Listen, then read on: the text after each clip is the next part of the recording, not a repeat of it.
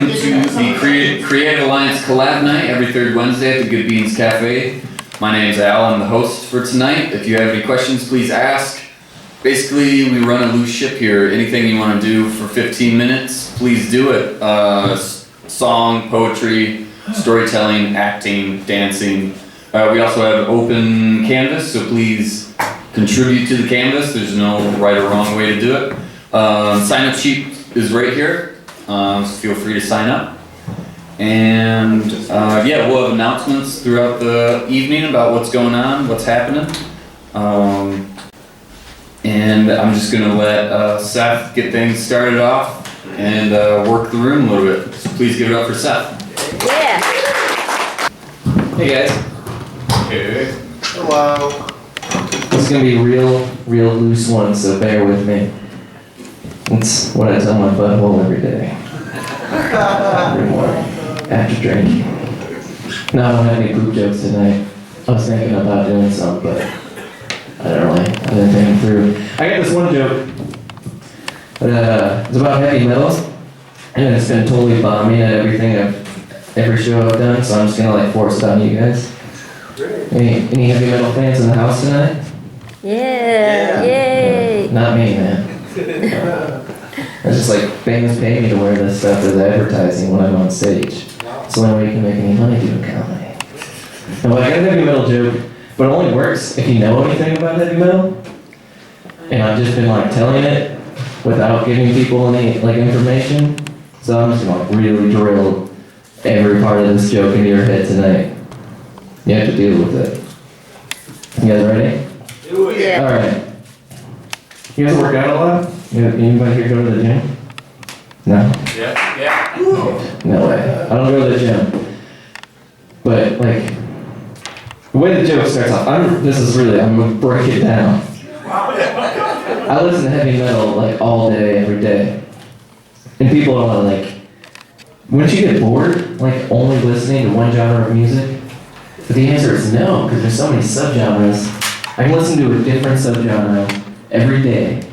It's just people that go to the gym, they work on a different body part every day. That's what I do with metal. Yeah. Today was death metal day. I don't know if you guys are familiar with death metal. It's one of the heaviest of metals. If I had to compare it to a gym day, it would probably be leg day. Unless there's a neck day. If there was a neck day, that would definitely be the death metal day, but I'm almost sure there isn't a neck day. Death metal's leg day because it's super brutal, super heavy. I can only imagine death metal fans squatting and doing 300-pound lifts. There's other genres of heavy metal. There's thrash metal, which I assume would be arm day, just because no one in thrash metal is ever wearing sleeves. And it's really fast and sweaty. So thrash metal as a gym day would be arm day. You guys still with me? Yeah. Power metal. I don't know if you guys are familiar with power metal. It's one of the cheesier forms of metal. A lot of high vocals. Long songs. They're kind of overblown, self-indulged. If that was any day, it'd probably be cardio. I'm just running out of breath. I'm getting real sick and tired of it. Why is this going on for so long? It's power metal. What else I got? Black metal. Are you guys familiar with black metal? Dude, today is black metal day. The weather. I'm gonna do this joke for weather, and today's black metal day. So black metal happens in the snow and cold. But in the gym, I don't know about black metal.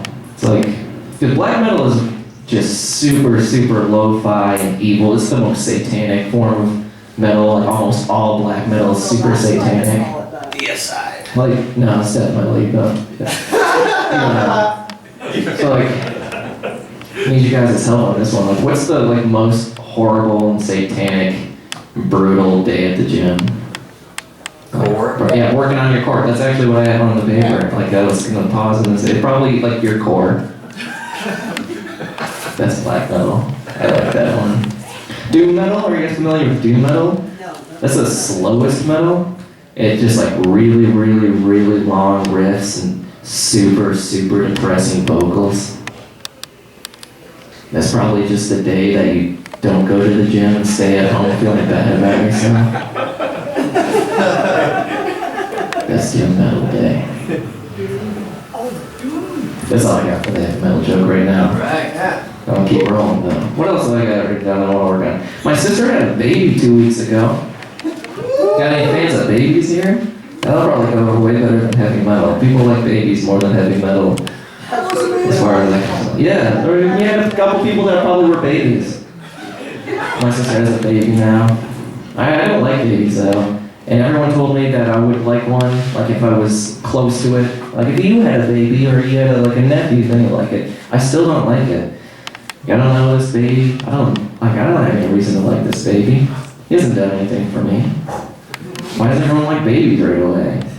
They don't even say anything cool. They're like spitting up all over the place. If I did that, people would think I was gross. Babies get away with that. Yeah. They're trying to get me to like hold the baby. It just was not happening. Like, it's your nephew. Hold your nephew. And they're like, coming up to me with the baby, like trying to put it on me, and I'm just like back, like arms. And I'm like, don't. I'm not holding the baby. And they're pushing the baby on me. And I'm like, if you let go of that baby, it's gonna fall to the ground, and don't blame it on me. All right? I'm not dropping the baby in this situation. You're gonna drop it off of me, and that shit's on you. Don't drop a baby off me. I mean, man. You have to hold the baby in order to drop it, and I'm not holding it. Only babies, why people like that? It's stressful. Like, drop it, ruin its life. No, what do you like so when babies fall? Oh, I got a funny story. You guys like it when babies fall. I saw a kid fall down one time, and people don't like it when you laugh at kids when they get hurt. Like, did you know that? Like, I thought like it was totally fair game. Like, if I get hurt, feel free to laugh at me. That shit's hilarious. No, thank you. But like, people don't laugh at kids when they get hurt. They just like feel bad for them. And that's one of the funniest things I've ever seen as a kid fall down.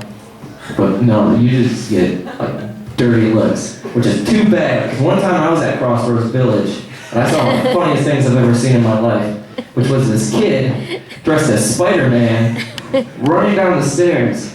And he shouldn't have been running down the stairs. This kid had it coming. Especially with his shitty little kid legs that he doesn't know how to use yet. There's no way this was turning out good. And this kid just like loses it, goes soaring.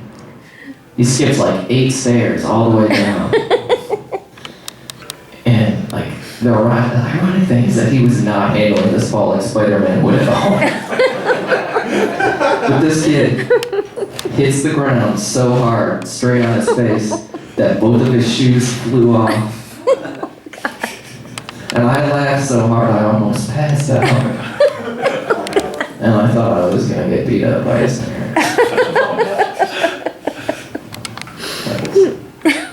What else do I got? New material.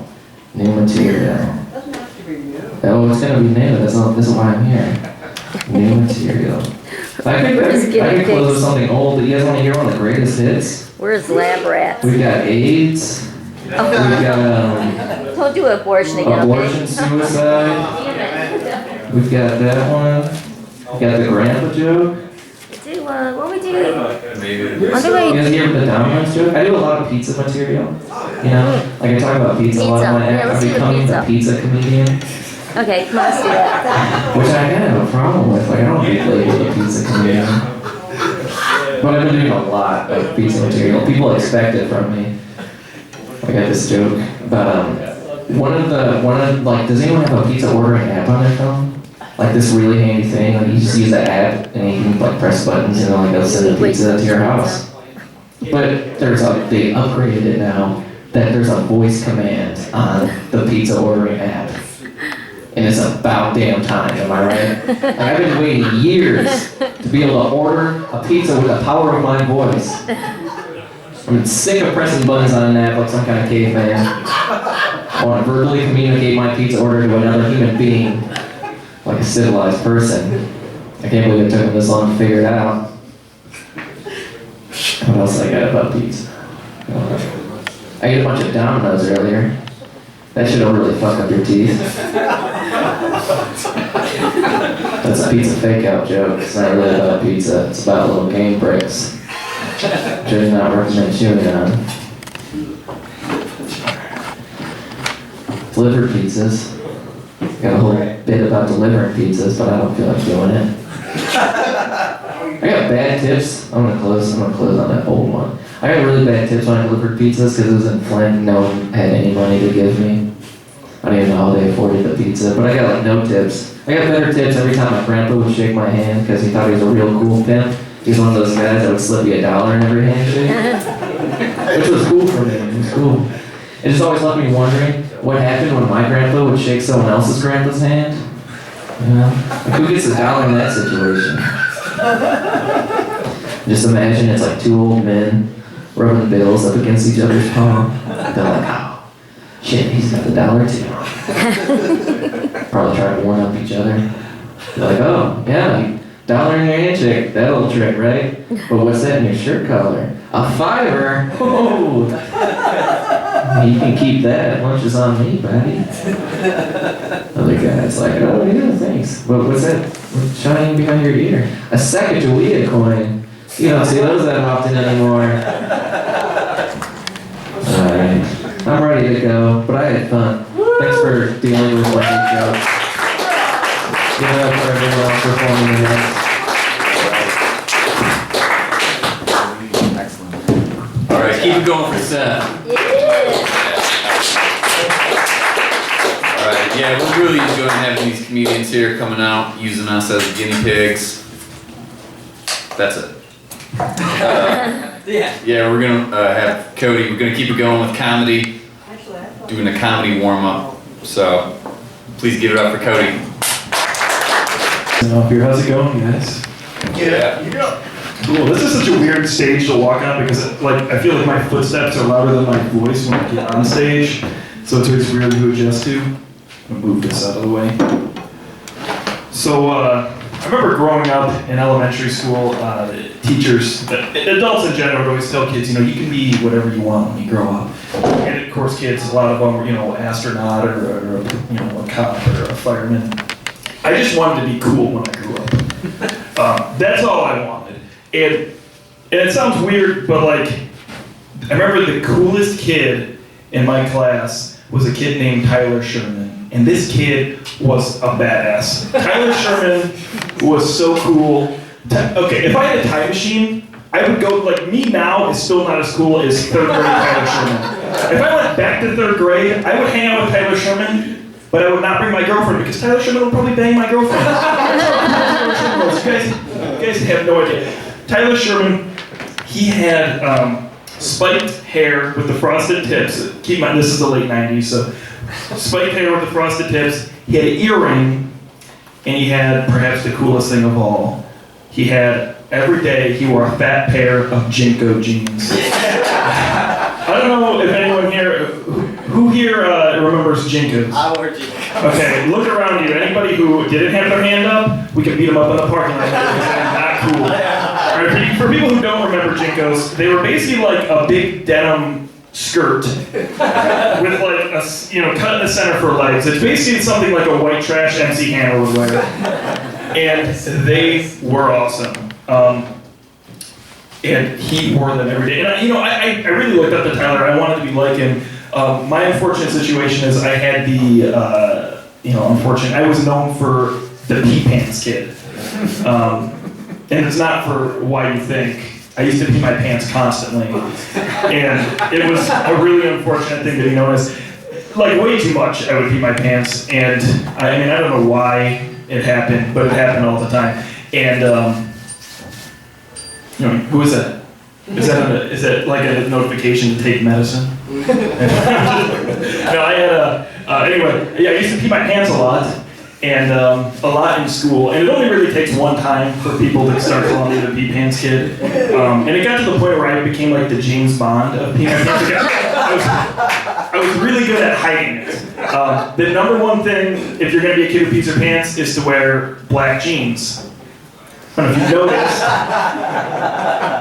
But I'm still wearing those today. And it's not like I pee my pants anymore, but I don't know. I don't know what's gonna happen. When I get up in the morning, I don't know where the day's gonna take me. I'm not one to mess with the Lord's plan. And, so I got really good at hiding it, and I remember one time in particular, it was in second grade, we had the Spanish teacher. She would come into the classroom. Her name was Miss Alvarado, and all the kids would get in a big circle, and basically she would go around and we would say some Spanish term, and then the circle would turn, and we learned, I guess. And anyway, so I'm standing in the circle, and it hits me like, I gotta pee. So I'm like, Miss Alvarado, can I use the restroom? And she said, ask me in Spanish. And I said, I don't know how to ask you in Spanish, can I still use the restroom? And she said, and it was really funny, I'll never forget it, she said, no. And apparently she didn't know who she was messing with. She didn't know my reputation. And, well, I called her bluff. I ended up like leaning back, it was still in a circle, and I kind of walked back a little bit, and I just let go. I just peed my pants, standing up in class, surrounded by all my peers, and no one noticed. I couldn't believe it. I went, and I'm not going to sugarcoat you guys. There was a decent puddle on the ground, and no one knew. And then the best thing is then the circle turned, and I wasn't even near it anymore. So like I had just gotten away with murder. And then a girl by the name of Gabby Lipinski slipped in my murder, and she knew what it was immediately. She was like, someone peed, and Mrs. Alvarado was like, no, they didn't. She's like, yes, they did. This is pee. Mrs. Alvarado said, it's not pee, it's water. Now clean it up. And she handed her a roll of paper towel. And basically what I'm getting at is, if you guys ever meet someone named Gabby Lipinski, don't fucking tell her that she cleaned up my pee in third grade, because I want to be the one to tell her. No, I never told her. It's kind of one of the things I've been meaning to do. It's on the bucket list, so I figure I've got a few years before I can do that. Anyway, so you can see why I wanted to be known as the cool kid, all right? And if I want to be known as the cool kid, I needed a pair of Jinkos. My problem was I didn't have a pair of Jinkos. I wore a pair of like 80s jeans that like were passed down from my dead cousin. And like now that sounds awesome. Like I can see that at a thrift store now, like 1980s dead cousin jeans, like in like a resale shop for $80. But remember, this was the late 90s, and it was all about the Jinkos back then. $50 a pair. Right. So I sat my parents down, and I had to explain to them that I needed a pair of Jinkos. And my dad was furious. He was not having. I felt like I was like telling my dad I was dating a black guy. You guys, you can laugh at that. My dad's not here tonight. And he was like, "You can have a pair. You are not allowed to wear them in the house. If you have a pair of Jinkos, he didn't call them Jinkos. He didn't know what they were called. He said if I wore them, I could wear them to school, and then once I got off the school bus, I would have to take my pants off and walk into the house, and this is completely true, and walk into the house without pants on. So I was like, all right, fuck it, yeah, I still want them. He was like, no, he thought that would like me there. He was like, you're not getting them, so I was devastated. But a couple weeks later, my mom came back from the old Kmart with a pair of Jinkos. And I was so jazzed. I like put those bad boys on in the mirror all that night. I woke up like 2 hours early just to like get the walk down that I was gonna swag into school with. I waited till my dad went to work, and then I went to school with those on, and I was a king. People I had never talked to were coming up to me and like saying how awesome these things were. And and it was like, where'd you get those? And I was like, oh, you know what? Because if you're cool, you don't give a shit about anything. That's another one of the things. If you're cool, you can't care about anything. So like, oh, that's awesome. Like, yeah. I think just like cool people who have like their family was murdered. They'd be like, oh, I don't care. But so I had these pants, and even Tyler Sherman came up to me and he was like, "Those are cool pants." And I was like, yeah, well, I don't care. And anyway, so it's like a few hours into class, and I'm wearing these bad boys, and it suddenly hits me. I've got to pee. And I've got to go now. I know where you guys think this is going, and you're wrong.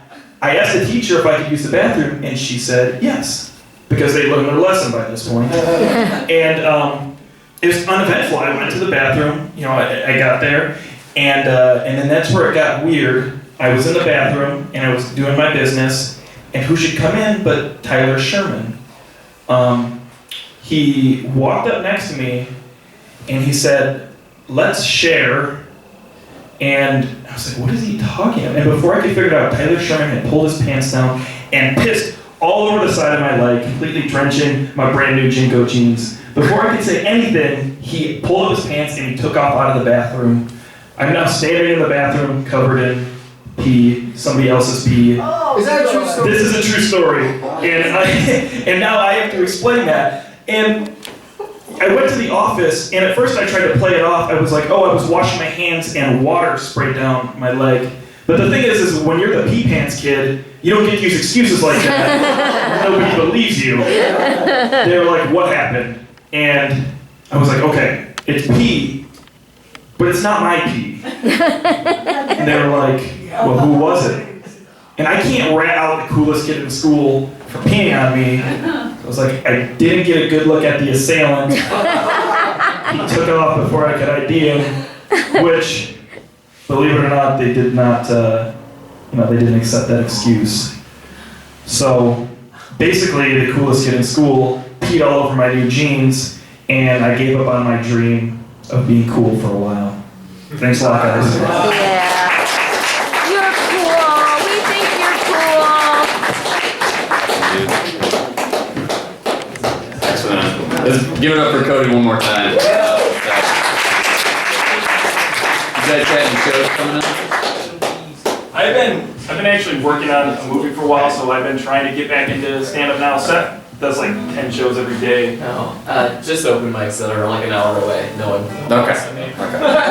Throw them out there. You never know. Sweet. All right, we're gonna keep it going. We're gonna bring Mr. Walters up.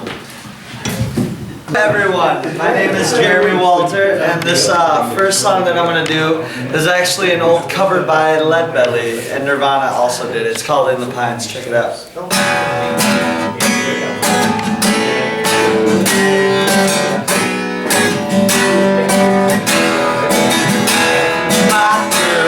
My girl, don't lie to me. Tell me, where did you sleep last night? In the pines where the cold wind blew, that's where I was last night. Her husband was a hard-working man, but they found him dead in the road. They found his head in the steering wheel, but his body was never found.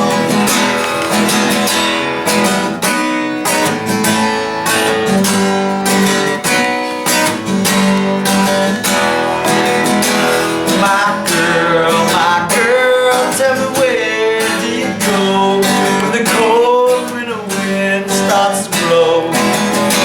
In the pines where the cold wind blows, that's where I was last night.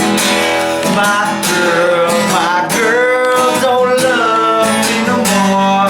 She left me here all alone. My girl, she lied to me, and she ain't ever coming back home.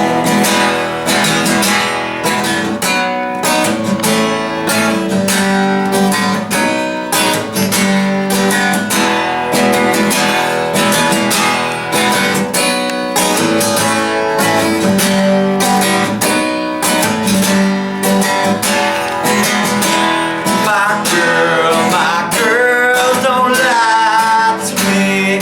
Tell me, where did you sleep last night? In the pines where the cold wind blows, that's where I played and I died. Some of that black. I kind of changed it a little bit. That in the Pines anyways, just because that's the way I do it. But alright, here's another original by me, Jeremy Walter. This song's called Stars. Check it out. I want to say a little bit before I play it. I usually play it really heavy and really rocky, but in the last couple of weeks I started just realizing sometimes it's okay to be soft and emotional. So that's how this song is, kind of.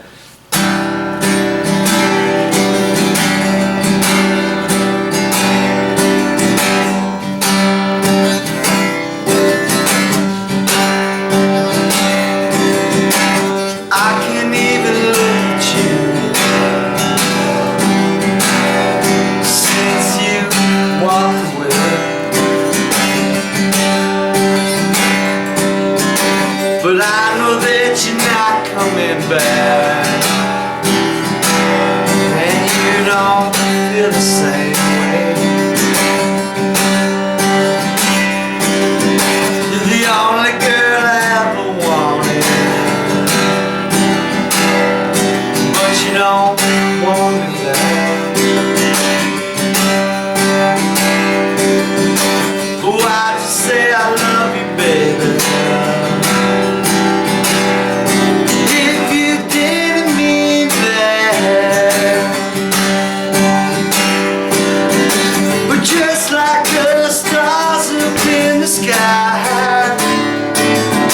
I'm here, baby girl, if you want me tonight, and maybe we can have another chance. Maybe I can finally get that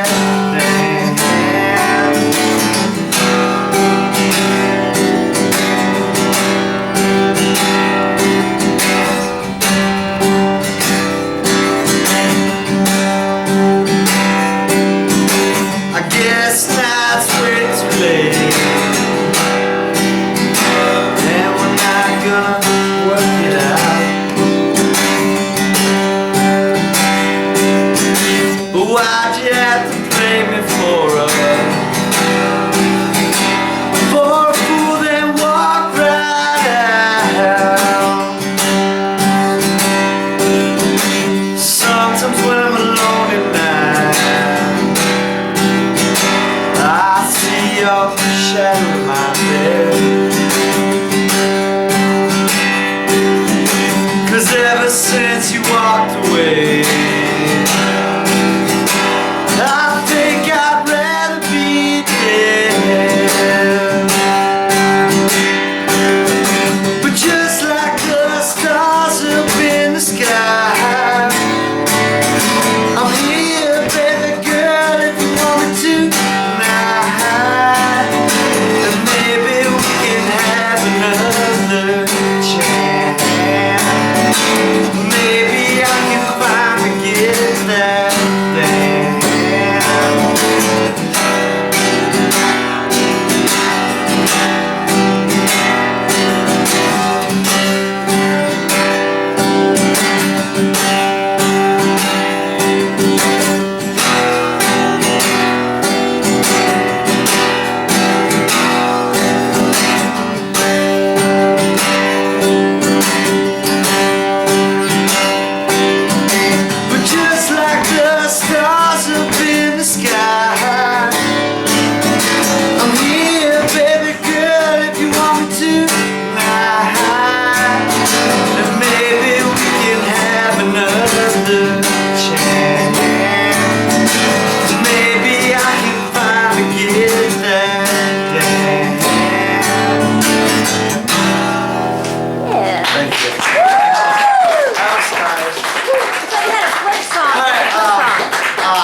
I'm not gonna do that Flint sign tonight. I'm gonna do, it's a real, I gotta work on that one a little bit, but this one is more to my roots, really heavy, really rock, and I pretty much freestyle it every time I play it besides some of it, but it's kind of rocky, so check it out. I actually made it up because I was testing myself as a musician when I went busking downtown, and instead of playing the songs that I always know brought money, I decided to just start freestyle rocking to see what would happen and see if I could still make the same amount of money. So did you? That's how this, yeah, I did. And so Cool. That's how this came about, because it's still good. Yeah, you'll see.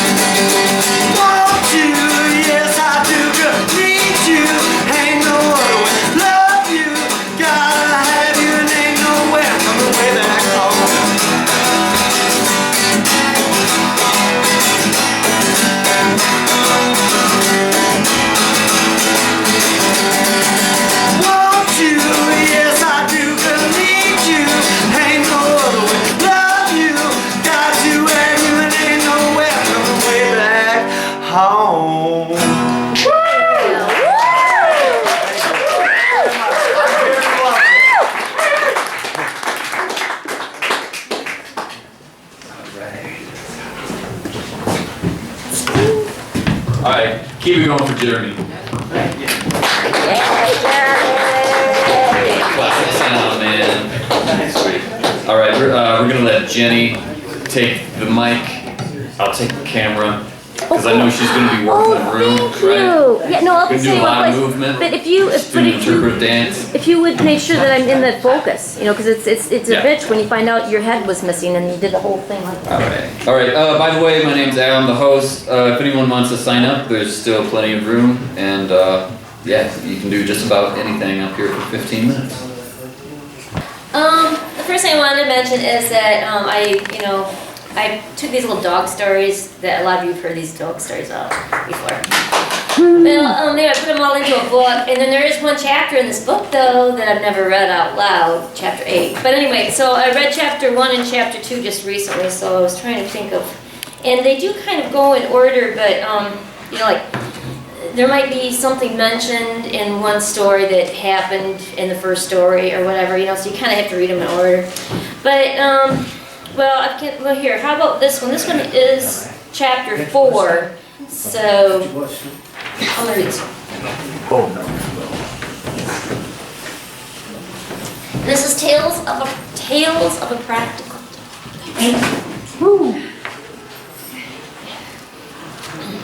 Didn't land in my coffee, did it? Okay. Did it go? Oh my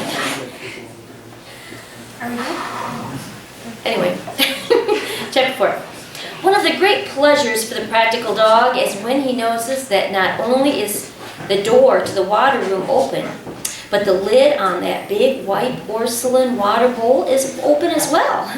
How he loves the never-ending supply of cold water that raises from that sparkling spring. It was one of his master's precious treasures. You could tell that they coveted the lapping of that miracle pool themselves by the way they chased him away whenever they caught him sipping from it. And that they would shout the terrible no word, then drop the lid. He would leave and circle around and try to remove the lid himself, but without thumbs the task was too difficult. Alas, even good masters like his have their faults. They were very giving in many other ways, but unfortunately the porcelain water bowl was beyond the reach of their generosity. Often he would observe one of them going to the water room, but then shut the door behind themselves. Obviously, they wanted to enjoy their water privately. This confused our hero. Why wouldn't they share? One day after he'd noticed one of his masters securing himself in the water room, he strolled over to the small water bowl, his small water bowl, next to the food dish. The water inside was usually warm and often stale, with a few crumbs floating around the surface. When he looked down, he noticed that it was empty. Completely empty. And his master was shut inside the water room. He pushed the bowl across the kitchen floor, hoping that the noise would attract attention. No one came. He looked at the sides of the bowl for any bit of remaining moisture, and there was none. He looked at the door of the water room inside. He could envision his master on bended knee, front paws resting on the rim of that bowl, lapping up that cool, clear water. He became envious. There would be plenty of room for the two of them. In fact, he would be more than willing to take turns. He scratched at the door. His master ignored him. He jumped on the door with both feet. His master shouted his name. Our hero took this as a sign of encouragement. He jumped upon the door again, and time it moved slightly. His master shouted his name again. Why, he is calling for me, thought our brave servant. So he tensed up his back legs and he sprang at the door and heaved it open. Success! Happily wagging his stubby tail, in anticipation, he sees his master, but he's not drinking from the big white porcelain bowl. He's sitting on it. Horrified, our hero backs out of the room, disgust engulfs him. Why, even the most impractical dog would never defecate in his water bowl. Why, he simply go outside in the yard. This would be much more sanitary. Mystified by his master's coarse behavior, he wanders into the living room and lays on his pillow, resting his head on his outstretched paws. He ponders the universe and his place in it. He always did his best to keep the house secure, barking at suspicious noises, chasing people who wandered into his side of the sidewalk, marking his master's property, and even keeping squirrels off the grass. He did his best. And in return, he was fed hard chunks of stuff that his ancestors wouldn't even recognize as food, bowls of stale warm water, and thanks to some envious human, he now lacked the ability to pleasure himself, let alone astray if they might wander into the yard. No, this world was not always fair. He looked at his master with his thumbs necessary to open the lid on the most wonderful porcelain water bowl, and what does he do? Humans don't appreciate the wonderful perks in their lives. Just then his master walks out of the water room and passes him. Our disheartened hero looks up at him without raising his head. Pervert. He would have said aloud if only he had the appropriate vocal cords. That's him. This is the pictures of him. Oh, if you want a copy, this is what I was going to tell you. If you want a copy of the book, an e-copy, all you have to do is send me your email address and I'll put my email address on the, and you get a free copy, an ebook. You know, there's like 8 little stories. All right.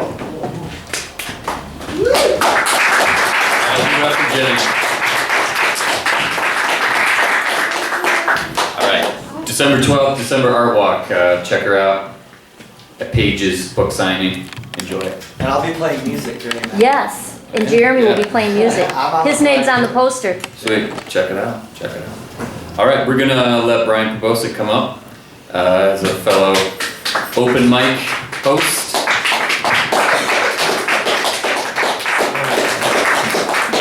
If you do enjoy open mics, he also hosts an open mic at the Lunch Studio every second Thursday. It's the first Thursday. My mistake. First Thursday of every month at the Lunch Studio from 6 to 9. Yeah. Check it out. Oh, you want to take that poster back? That doesn't need to be. It's not in my way. Well, it still doesn't, give it to some appropriate place. As I'm setting up here, I might as well, a few things. Jenny, I did read your book. You did? Yes. Cool. Oh, you This mean, is you get an e-version of it from me on the? Yes, I did. Thank you. This is the third book I've read of Jenny's. I read Oh, did you Marilyn's read- Children, is that the title of the Oh, one? you wrote Maryland is my very first novel. Yeah, I read that one. Did you read Lee Paul? Excellent. No, I haven't read any of Okay, your others. then it's, I read Flint Bones. Project, oh, those ones, so I yeah. read a nonfiction, Yeah. and that was great. Well, as was Marilyn's God. Children. And You- now I've read The Practical Dog. You know, you have got to be my biggest fan now. You're the only one. That is so cool. I'm going to make sure I take really good pictures of you. They're going to be very flattering this time. Oh, well, yeah, thank you, Okay. thank you. I don't know, I might take a cue from Jeremy and maybe not use the mic, but maybe I will use the mic, so if the guitar's coming through like that. Once again, I'm not particularly in practice. And I'm using these little props, so is Cody still here? Or stand up earlier? No, yeah, no? I think I left. Okay, I was gonna tie in, you know, that little issue that one or two of us has in second or third grade. These things work really nice. Ouch.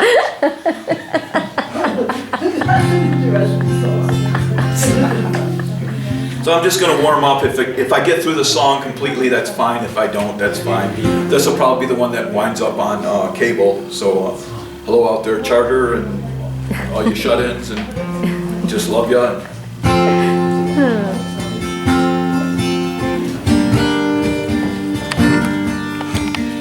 This is a cover.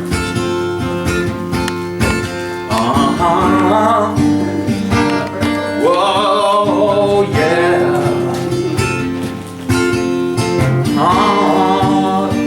Listen, people, now I ain't got time to think about money or what it can buy. And I ain't got time to sit down and wonder what makes the birdies fly.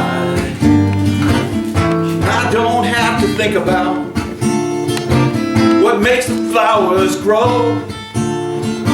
I never give it a second thought to where the rivers flow. Too busy about my baby, and I ain't got time for nothing else.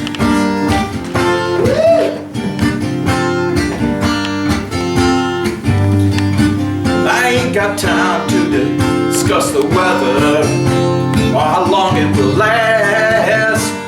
And I ain't got time to sit down and study once I get out of class. I'm just a fella, I got a one-track mind. And when it comes to thinking about anything but my baby, I just don't have the time. And I'm too busy thinking about my baby, and I ain't got time for nothing else.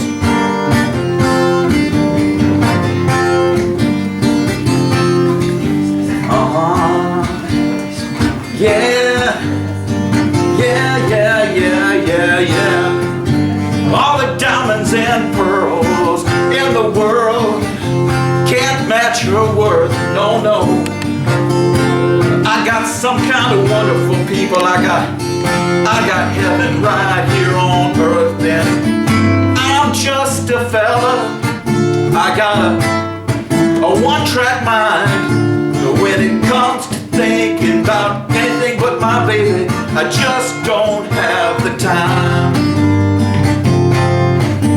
And I'm too busy thinking about my baby, and I ain't got time for nothing else.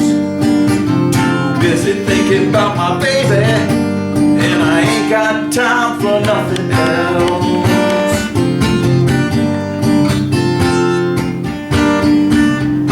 Yeah. All right.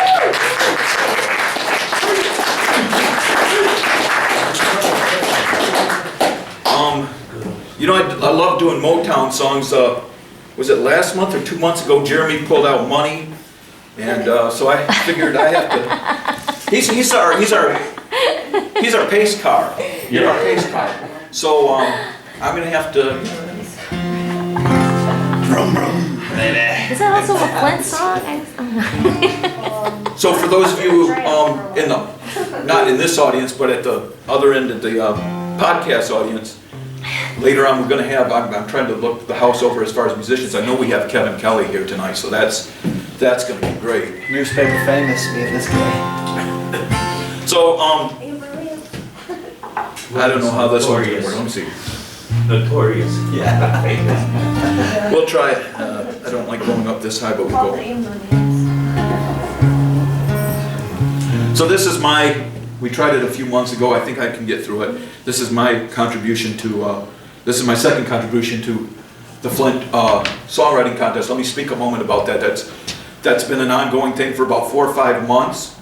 And myself and Jeremy have contributed to this, as well as, if I got the right name, Scott Green, is that his name? Yeah. Scott Green, Rod Cluley, and Lee Boylott have all contributed. Oh, yes, the Flint Song Contest. Yes, it is Scott Green. I think Jeremy's the only one at this point who has multiple entries, He only has 2 so far. but I'm going to have 2 in a moment. Okay, cool. Somehow it adds up to 7. This is the 7th entry. I think I got that part. Oh, you're gonna do one right now? Yeah. Cool. Well, I'm going to try. Yeah. This song's called Gray Wall, and it's written about the idea of there's an influx of young people coming in, and then there's older people who, I'm kind of almost a tweener, although actually now I'm more and more an older person. Nah. Yeah. But You're not older, you're aged like a fine wine. Yeah. 18, man. We're all just But I wrote artists. this as a younger person, not quite, just kind of seeing the scene and wondering, what's available out there for the younger people, and now that anyway, I'll go get through the song. And the town I live in has what I'd call a gray wall, no room for you. Graffiti steps in and pays a call, and the gray wallers cover the truth. This town is covered by concrete surf. Danger signals everywhere. Skateboarders show up and challenge turf. The gray wallers don't want them there. They say show respect for those who've gone first. They see him as a blessing, but I see him as a curse. Like that obnoxious uncle who staggers up the porch. They overstay their welcome and they never pass the torch.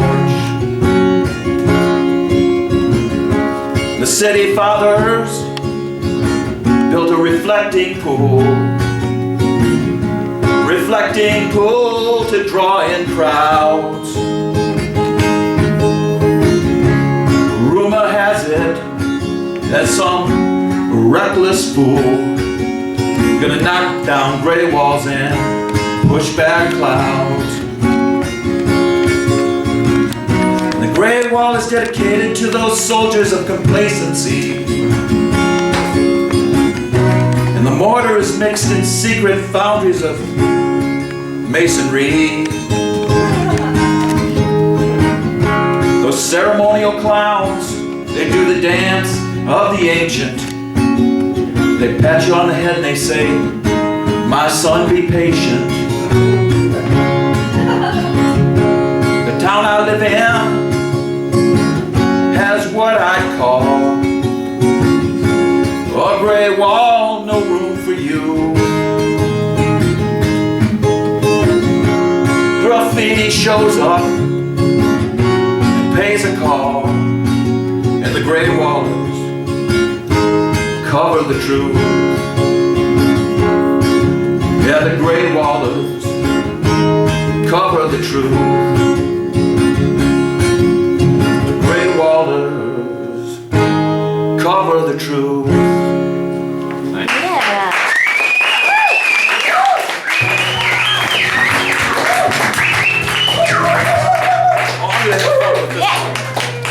This is another cover. You know, I grew up, I started paying attention to the radio. I was born in 64, okay?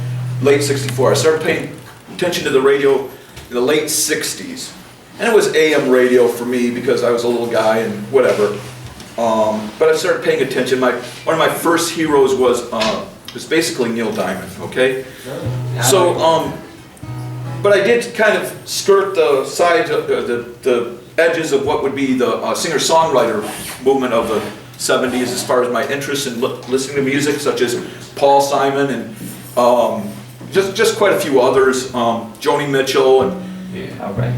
I didn't quite, because I'm little and my taste is probably a little more bubblegum at this point, I didn't quite really latch on to Dylan until quite a bit later. In the late 70s, now I'm a young teenager, Rolling Stone magazine named Blonde on Blonde is the greatest rock and roll album of all time in that particular survey that they did. And so I went to the library and I checked it out. I knew Dylan from, you know, Knocking on Heaven's Door and a few of these other these hits of his. But I really tried, but I was maybe 13 or so and I just wasn't getting it. So one day, I got the radio on, and it's the radio program that's put on by, at this point in time, by Michael Moore. And Dylan's not getting any airplay on the radio anymore. So anyway, Michael. Doug Cunningham? I don't know the other guy. Moore was the celebrity, so that's the only name I locked into. Yeah, them two founded the Flint Voice, you know, and Cunningham had that radio program on 105 or something. Doug Cunningham. Well, Mike was with them. They both started the Flint Voice, you know, in the early days. And Joe Cunningham, or not Joe Cunningham. Oh wait, I got it wrong. He on this particular day he played this particular Dylan song, and it pretty much Doug Cunningham. That's what it was. It pretty much sold me. And this song was actually used in yeah, it convinced me. I was pretty much, from that point on, Dylan was my man. So about a week or so ago, me and my girlfriend Susie out in Western Iowa, we're watching a movie with Bill Murray in it. Forgive me for not recalling the title of it, Saint something or other, Saint Valentine or something like that. Saint Vincent. And in the trail off of the credits, Bill Murray singing the same song. It's a lot of fun to sing. I don't do an awful lot of Dylan songs, but this is one I do and I like doing.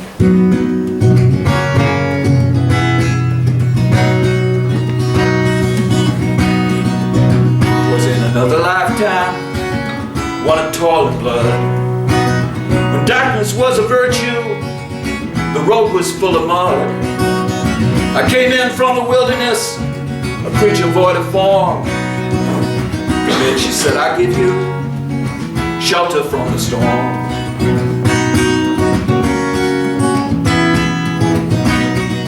If I pass this way again, you can rest assured I'll always do my best for you, on that I give my word. In a world of steel-eyed death and men who are fighting to be born. Come in, she said, I give you shelter from the storm.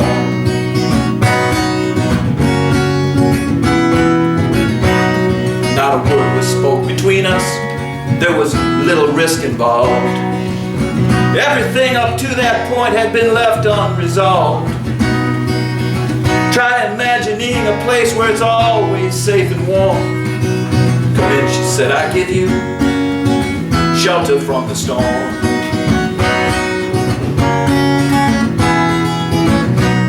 I was burned out from exhaustion, buried in the hail, poisoned in the bushes and blown out on the trail. Hunted like a crocodile, ravaged in the corn. Come in, she said, I'll give you shelter from the storm.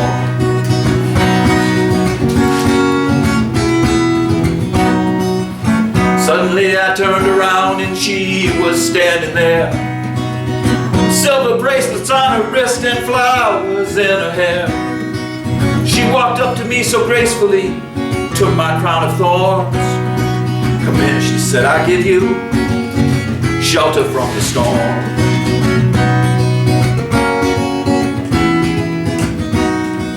Now there's a wall between us, something there's been lost.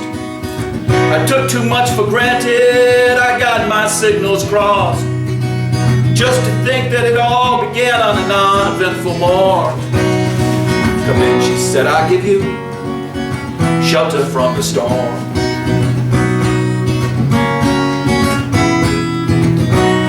Well, the deputy rides on hard nails and the preacher rides a mount. But nothing really matters much, it's doom alone that counts.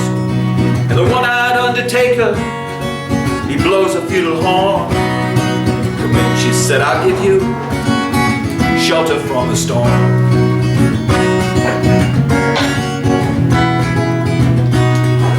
I've heard newborn babies wailing like a mourning dove.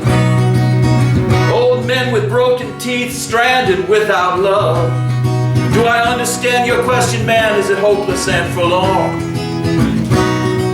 Come in, she said, I give you shelter from the storm.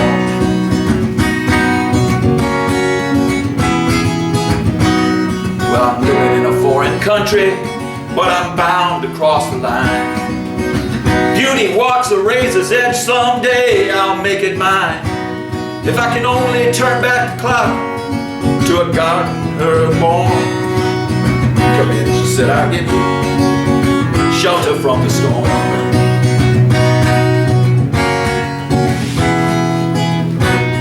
In a little hilltop village, they gambled for my clothes. I bargained for salvation and she gave me a lethal dose.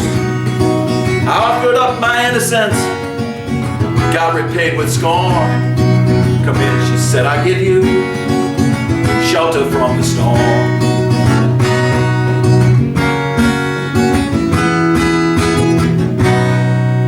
All right, thank you very much. All right, This first song and poem is called All My Friends.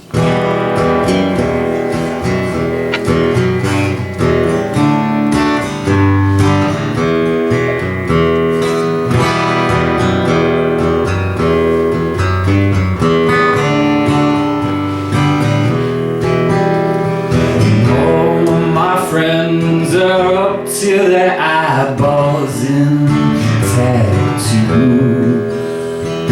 Most ride bikes, all did all wood for one, so damn cold. Off the point on Island Street, overlooking rivers and banks. The sunsets crash, molten red, and paved over brown fields. When ghosts whisper wander the old job site, carried on the breath of the wind. We had our whiskey, slick exuberance, graffiti, tongue bliss to the mix. And I feel like we're all kids again.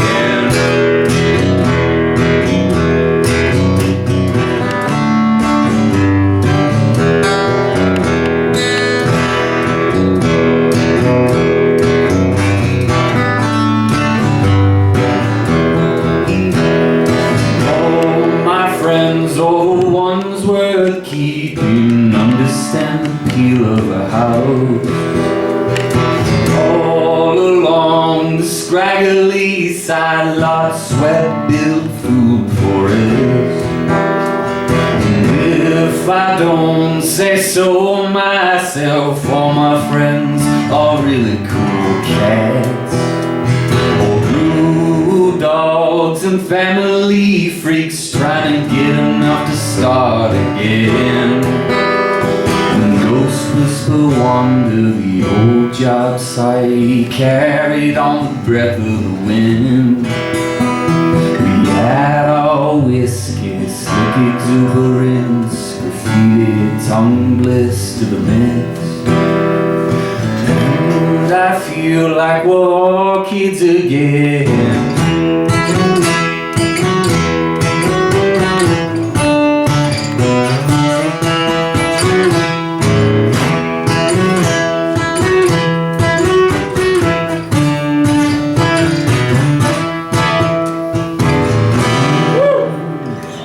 Thank you.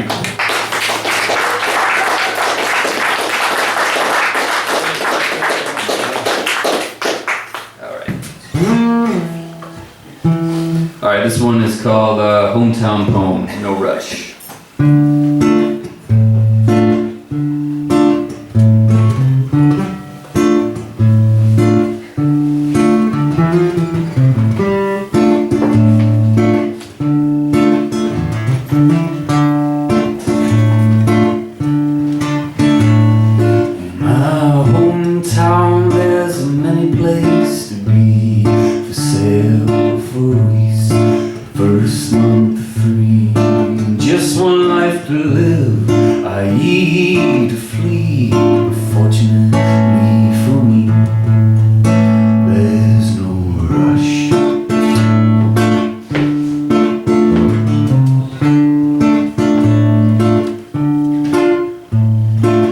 Cemeteries are lush, still blinking neon lights, reading vacancy. The car made of raisin raised the Buick City, but the irony is killing me. And all the basement Buddhists meditate on the bloom cycle lights, making bucks, growing kush, thinking about the suffering. A generation of garbage pail, kids born with a broom in the hand, forced to clean up ancient debris. In my hometown there's many places to be, for sale, for lease, first month free. And just one life to live, I eat free, but fortunately for me, there's no rush.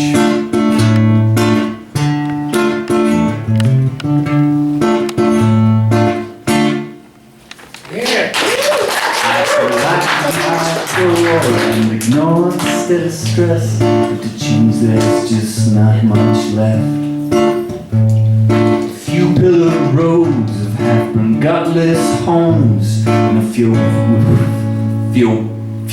well-hidden haunted ties where gauntletters thrive in the days, honey flower fields of their minds. And jaws rattle ferocious behind snake-bitten fangs, rattle into a wild howl.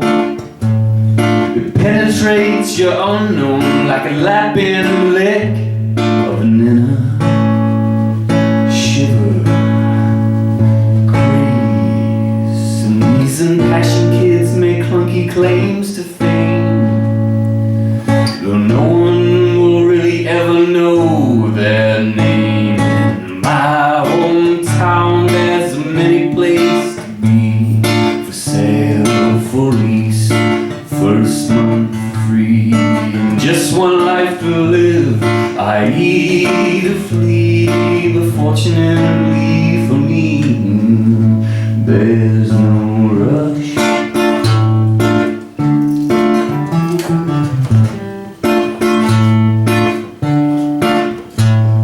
An upshot drop of water from a sprinkler sputtering adds a background noise to the pouring rain. But like magnets to metal, I am drawn here and stayed, and I'll do the same till the roof caves in, or at least my motivation dissipates. And as the smoke clears from throwing ink at expectation, tossing bones like pin-pulled grenades, a little buzz I spit, poetic phrase composing cracks of lightning that lead to thunderous refrain. My hometown, there's many places to be, self-release, first month free, and just one life to live, i.e. to flee. But fortunately for me, there's no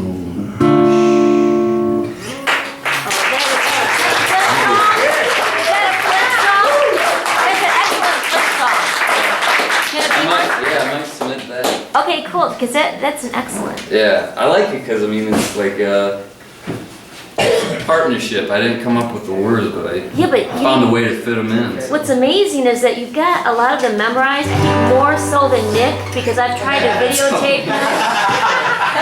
I'm telling you, editing this, like... No, I mean, like, going through these words, I give props to Nick being able to spit this type. See, I can't even say that. Write it on pieces of paper, I mean, yeah. Being able to, because I mean, this last song, it's a new one that I did, because I did those two songs 2 months ago.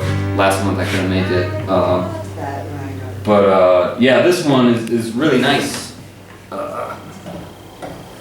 Because it just, I'm just finding ways to fit the words and really enjoying it too. So this one is called Get Over Girl.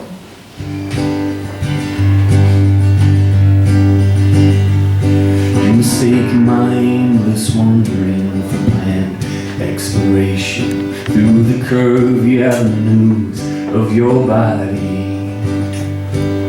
Travelers wanderlust where I've carelessly caressed golden plaques in your thighs, from bricks through cathedral eyes.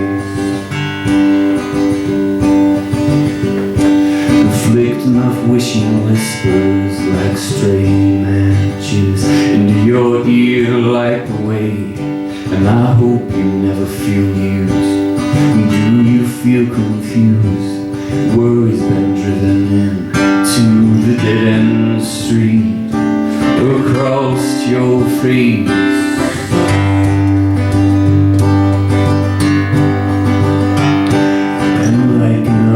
Scar, that's a part of you.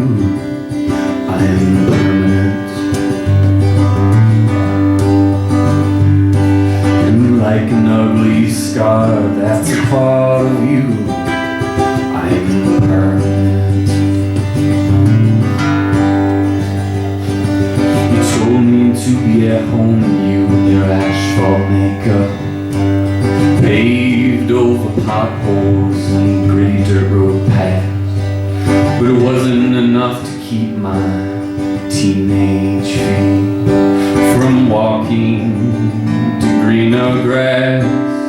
And although my drifting through your city midst was brief, I've dragged my name and dreams through wet cement. Spent precious time pouring the path down your spine, connecting your broken heart to mine.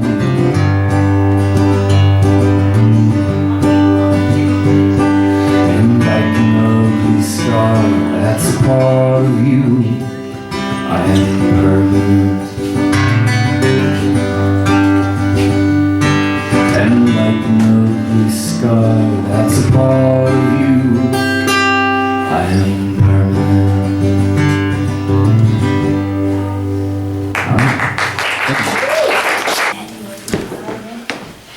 Good, thank you. Hey, everybody. I just moved here from Iowa because Flint was so irresistible.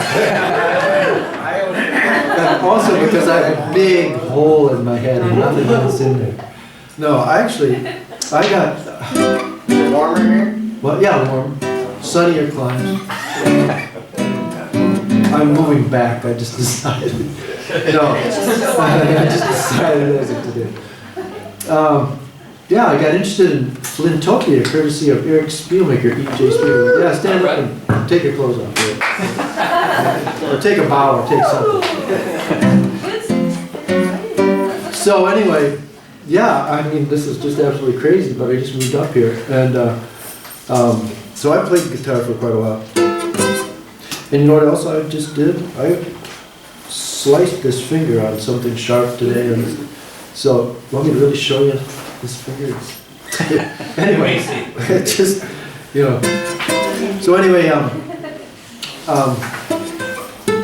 the first one I'm going to do is an old folk song called The Whistling Gypsy. And you can find out how much I can't whistle as I do this. But, you know. Whistle along. Yeah, you guys, if you could just cover for me, I'd really appreciate it.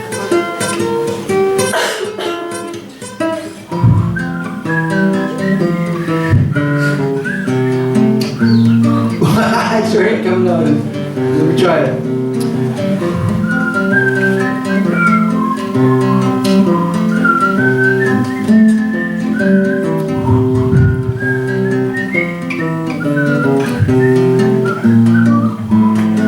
Laughing at me, I can tell. The gypsy rover come over the hill, down through the valley so shady. He whistled and he sang till the green woods rang, and he won the heart of a lady. Ah-dee-doo, da-dee, ah-dee-doo, he whistled and he sang till the green woods rang, and he won the heart of a lady. Her father saddled up his fastest steed, searched these valleys all over, seeking his daughter at great speed, and the whistling gypsy rover. At last they came to the castle gate, along the river played, and there was music and there was wine for the gypsy and his lady. Ah-dee-doo, ah-dee-doo, ah-dee, ah-dee-doo, ah-dee-dee. He whistled and he sang till the green woods rang, and he won the heart of a lady. He is no gypsy, my father, she said, but a lord of these lands all over, and I will stay till my dying day with the whistling gypsy rover. Ah-dee-doo, ah-dee-doo, ah-dee, ah-dee-doo, ah-dee-dee. He whistled and he sang till the green woods rang, and he won the heart of a lady.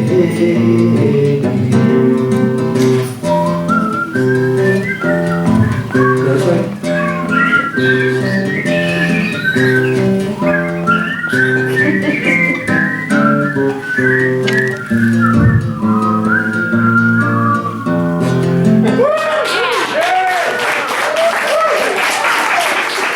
guys. Thank you, guys. I could have done without you. I could have done without you. Okay. Before, it's Fairfield, Iowa, quite an amazing little town.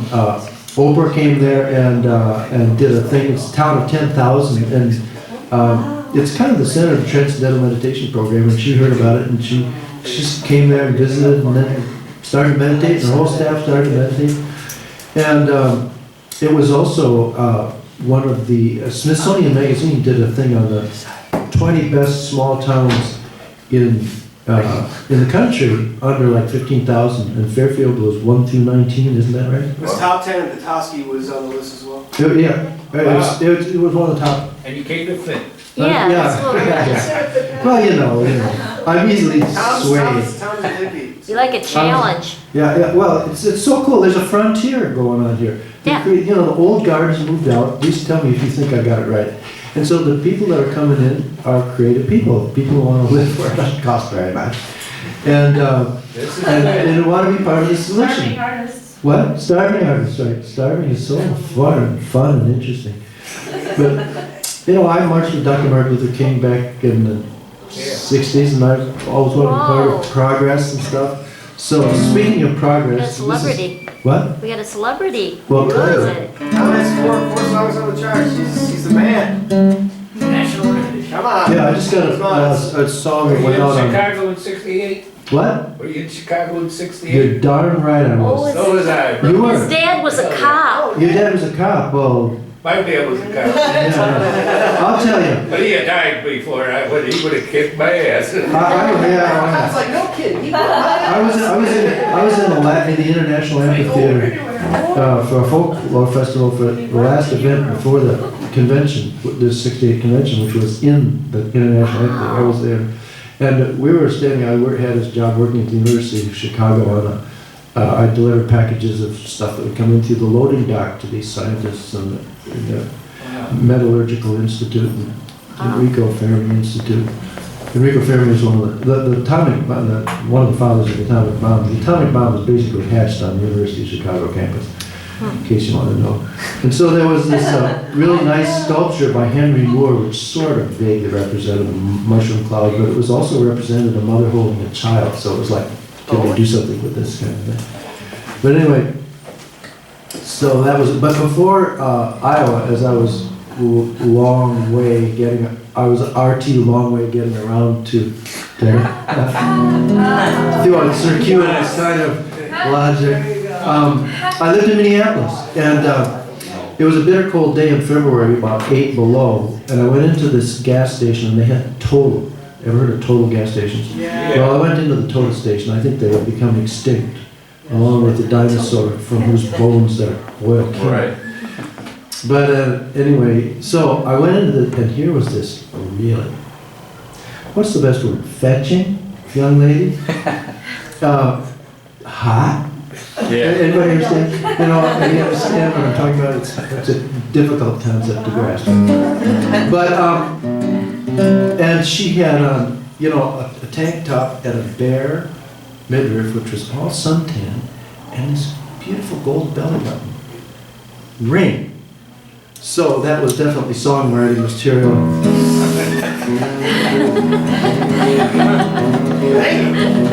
Went downtown to the Total station, felt like I was in another nation. All my days were the consternation, transferred forth into admiration. Who's that girl with the belly button ring? She makes my heart go sing. She puts a smile across my lips, a little old dance in my fingertips.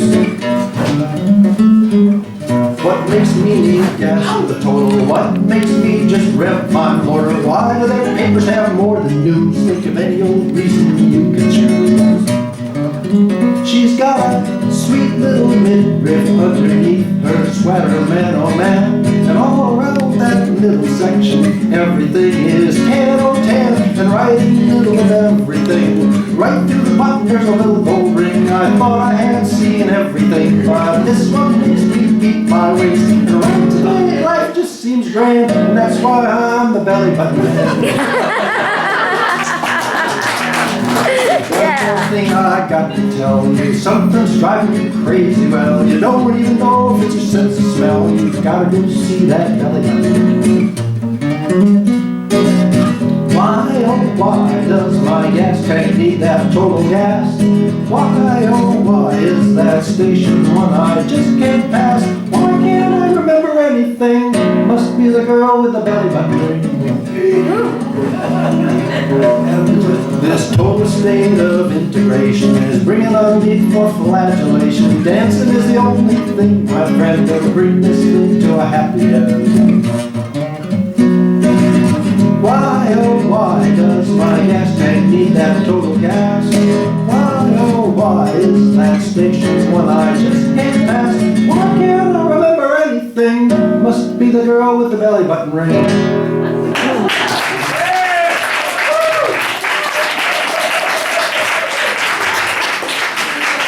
Okay, this, what? I need, me? They'd fall off. Yeah, they fall off. Yeah. I remember once we were, the comedian with all the pee in his pants left. I wonder why. I'm not sitting there, Jerry. I remember once a bunch of us got cracking jokes about like puns you can do on a car, you know, and I'm kind of running bored with your jokes, or you're gonna have to defend yourself. And the one that took the cake was, I just about pissed in my pants. Nobody like that. Okay, so this is an instrumental, and it starts out with this kind of happy farmer kind of classical naive thing, and then it just goes from there. And it's called High Octane Grits.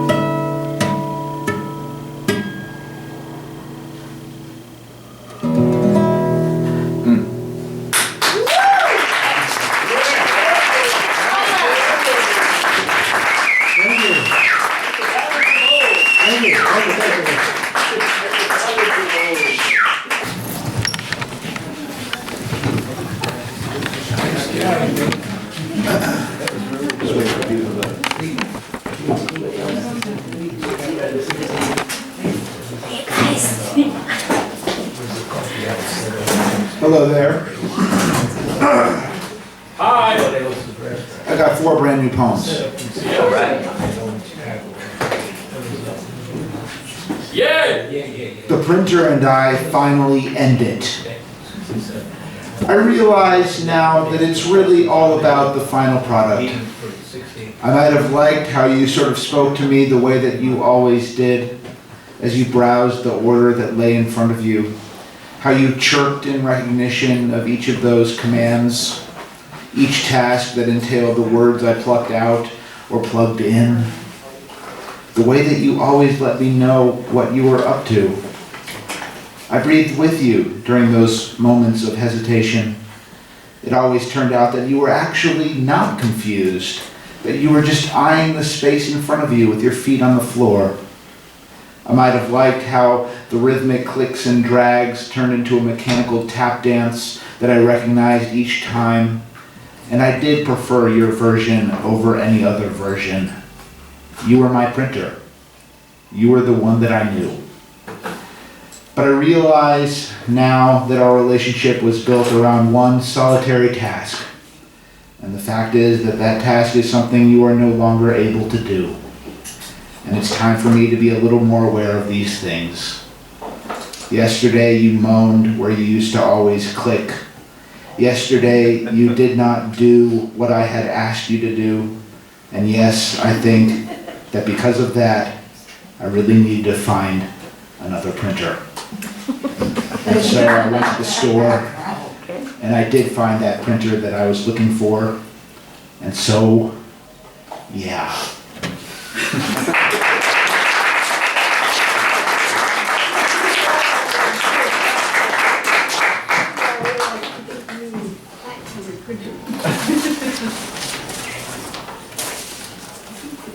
The single plane theory.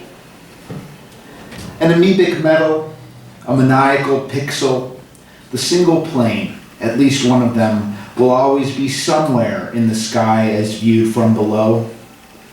The boy happily collapses somewhere in the yard and lies face up in the grass. The atmosphere turns blue. The eyes, exposed binoculars, see straight through a low-lying cloud of gnats, of which he does not know the existence of, at least not now. Day slowly turns to night. Some kind of something blinks on and off somewhere up there, caught by the eye. It watches, it hides, it watches, then it disappears, then it glows like a star shut off, then on. Without the noise of the plane itself, 35,000 feet in the air, the single plane will never disappear without another single plane to take its place. The boy still does not know how this happened. He was tired. He was in the yard, but the yard now is a window and a temperature. Clouds thin across into nothing. The new chemtrail continues on, a hard grain of sunlight that will never cancel its sleek, linear explosion. This window is his new place of worship, just one plane at a time, the way planes have actually always appeared. On their own, as they blindly command the area nothing else may enter the vicinity of.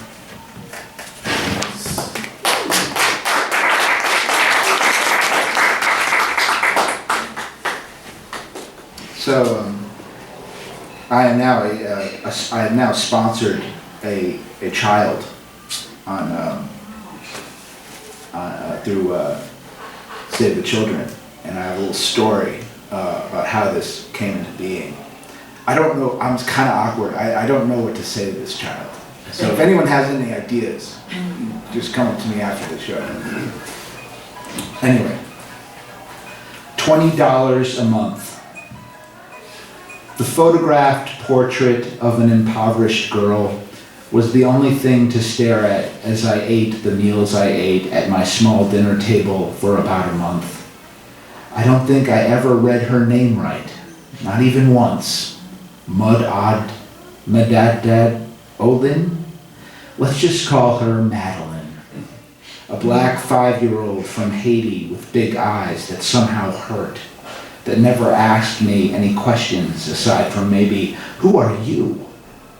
I would eat my veggie burgers when I came home from work at around 10 o'clock and think about what she thought about me eating these vegetable burgers. I would think about what she thought about my money, of which I do have enough of. She did not ask me for my $20 a month. Instead, she pondered what I had against her. You are a beautiful child, I would think in my head, and still she would look at me as if I said something wrong. Finally, I folded and made sense of the charity kit and wrote in my credit card number and checked the boxes that agreed to sponsor Madeline for $20 each month. I checked my mailbox every day for about a week, and still I hadn't heard back from the famous charity organization. I decided to give them a call. Immediately, I asked them if the connection between me and, I attempted to say her name correctly, Madeline, had finally been made.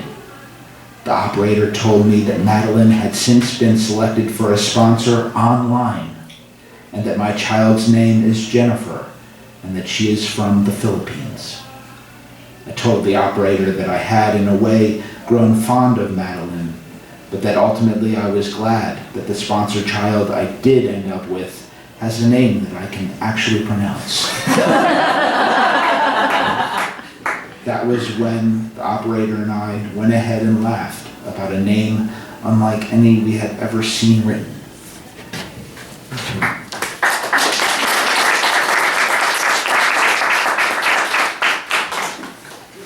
I've written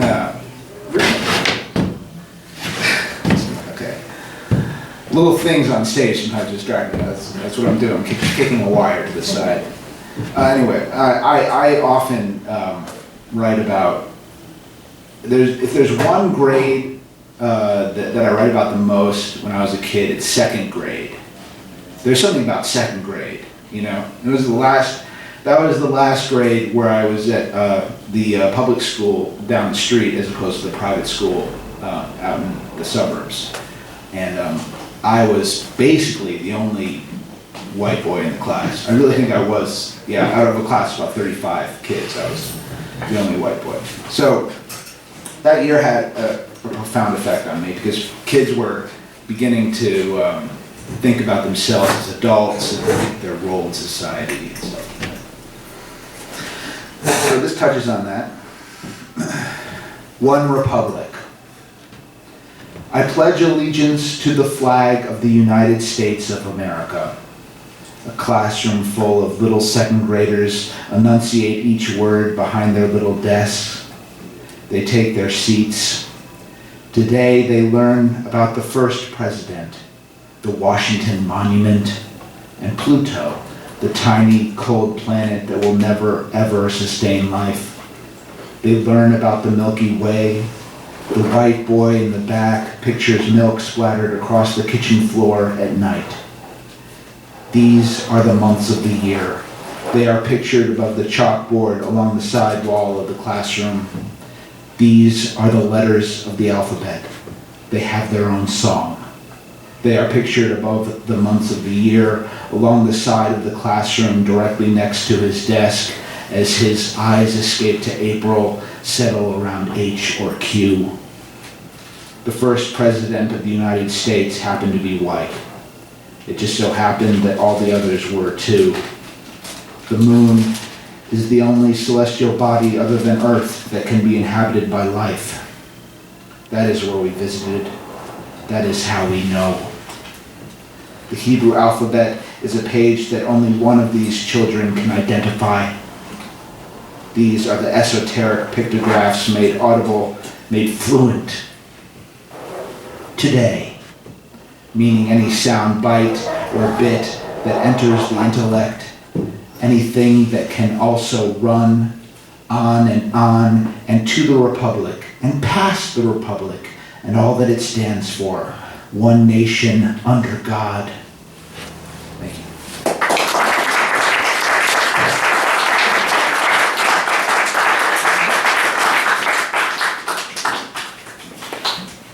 Sorry. Come on! Sorry, give it up for Alex.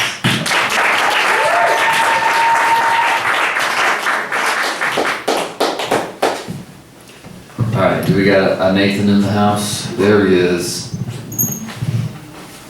Oh, Alright. nasty Nate! I'm not gonna be too nasty tonight. I'm doing something different.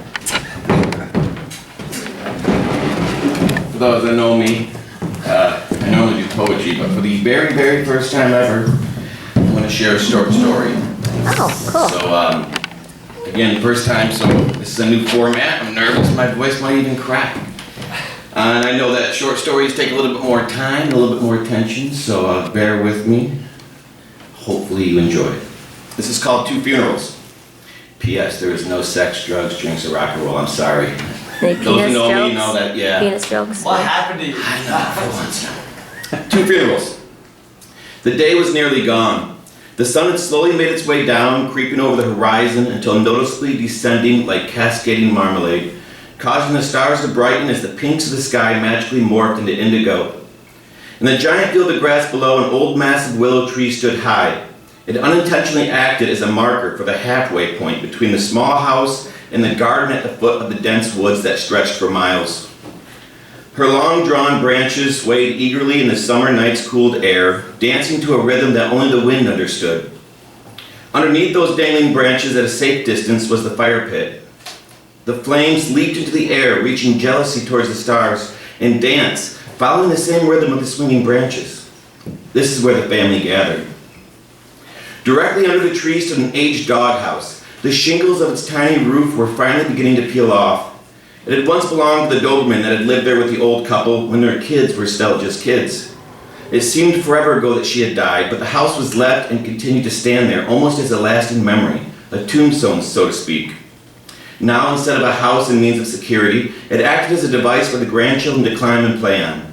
They would climb on top and reach out their small arms as high as they would go, stretch to their maximum on tippy toes, to grab a hold of the willow tree's branches, which in their minds she so willingly had lowered for them, and grasp as tightly as possible. Sorry, that's rude, isn't it?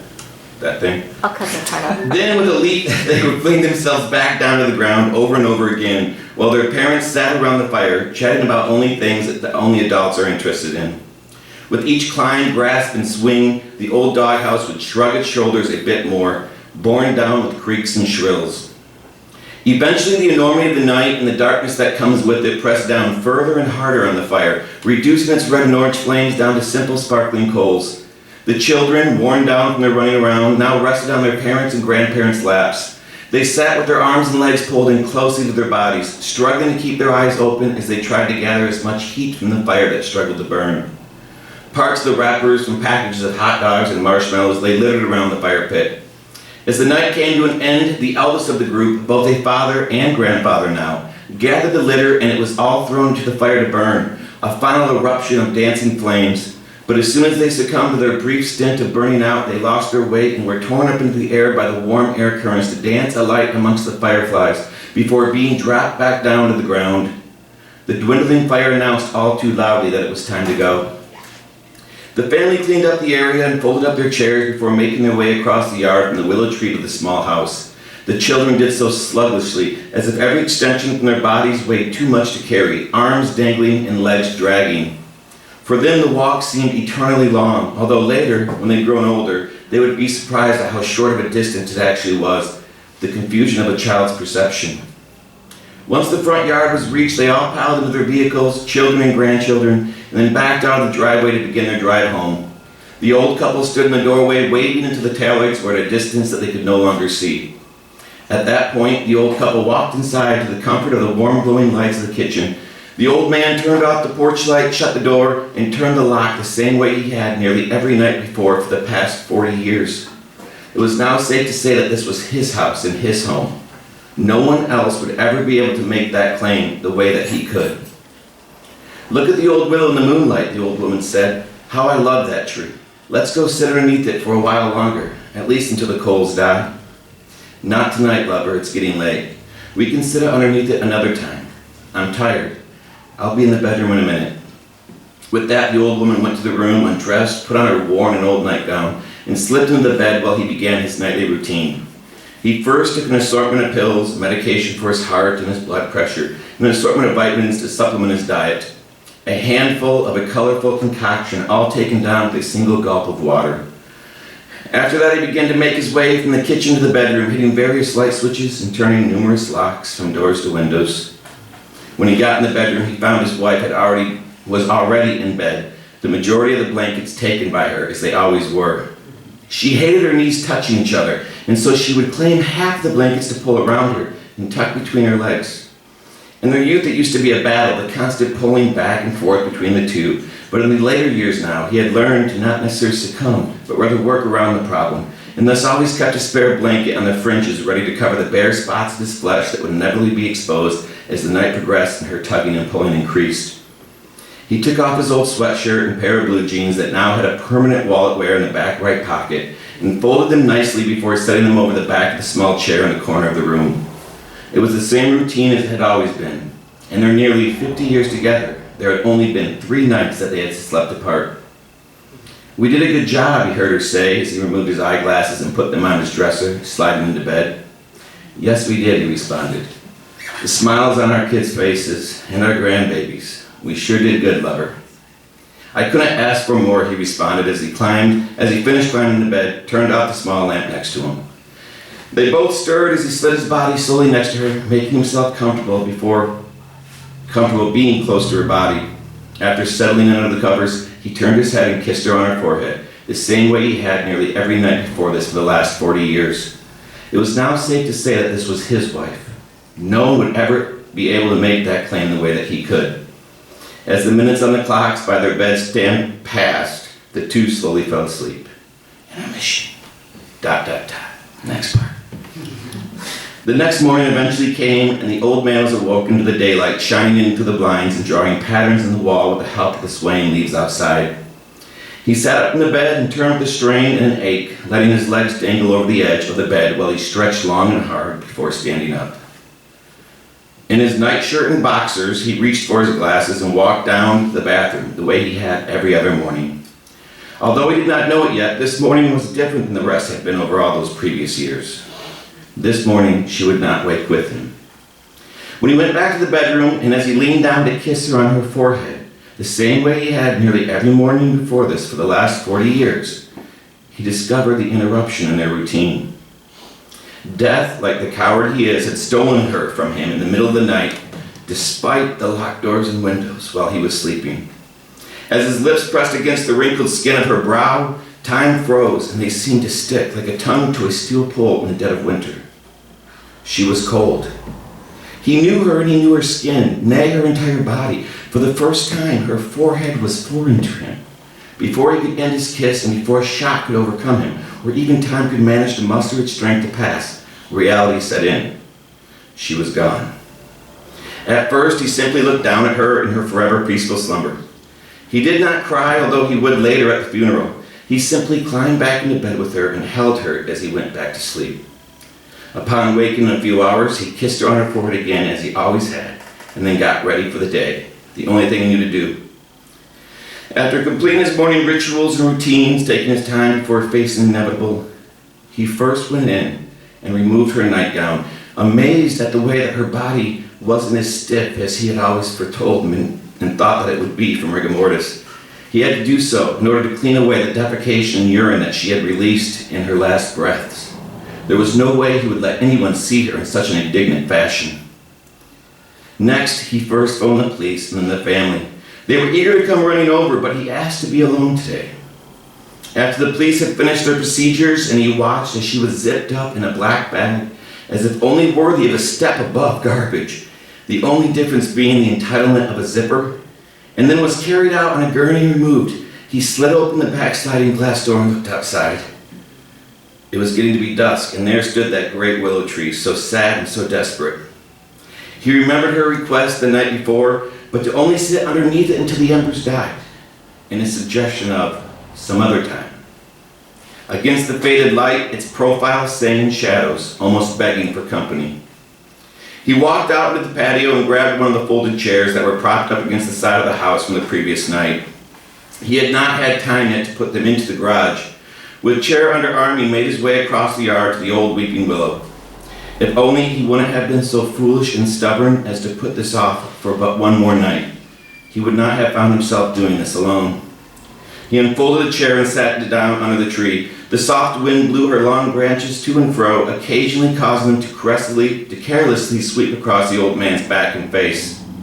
The sun had reached that point where it suddenly began to fall instead of merely sink. He stayed out there until the moon took its place and the dew gathered on the grass. The small bits of moonlight that hit the grass made small sparkles across the lawn as the stars were being reflected. When sleep set in, he folded his chair, looked up at the tree in the moonlight, and then made his way inside. He walked to the front door to turn the lock, as he had in routine for countless years. As his fingers touched that cold steel, though, he stopped himself. That cold steel lock on his fingers reminded him of his lips against her forehead. More so than that, he could not help but ask himself what the point even was now. He left the lock unturned and simply switched off the light. After taking down his handful of pills and a glass of water, he made his way from the kitchen to his bedroom, hitting the light switches and leaving the locks unlocked. He removed his clothes in the same fashion he had every night previous, only this time as a first in his existence. Instead of being folded neatly and placed over the chair in the corner, he let them fall to the ground. As he began to climb into bed, he froze in a manner unbeknownst and foreign to him. He could not do it. He just could not do it. Something pushed and shoved him off of the worn mattress, a force as equal as her pulling of the blankets, but different that in this sense it repelled him away. This was their bed. No one else would ever be able to make that claim the way that they could. Only now he was alone in the claim, and it just wasn't the same without her there with him. It felt so wrong, completely and absolutely wrong, so he instead grabbed that old blanket that they had fought over for so many years, and without any challenge, the first time, tucked it around himself on a chair he pulled up to the back glass sliding door, trying his best to fall asleep while staring at the old weeping willow, her favorite tree, throughout his long sleepless night. On the second morning, under the pretense of that sleepless night, he went to work. The medicines cabinet stood undisturbed, and his daily dose of medicine and pills remained untouched. After 8 hours of staring distraught and contemplative at her last wish, that old tree, he simply turned himself off like a machine and went to work. There was so much that needed to be done. The phone kept ringing, family and friends for sure, but he could not bring himself to answer. After all, he knew what he would hear. So sorry for your loss. Such bland and bleak and meaningless words. Kind words were nice, but sympathy was not needed. Besides, who could ever understand? And even more so, there was work to be done. He began stirring about their closet, looking for her favorite dress for her to be buried in, and her favorite pieces of jewelry. While digging through the junk, as he called it, she had collected and saved, he came across an old box of pictures. He remembered the way he used to yell at her about saving things like that. In the moment, though, he thanked her. He pulled open the folded box and began to sift through her collection of stolen and frozen moments of time.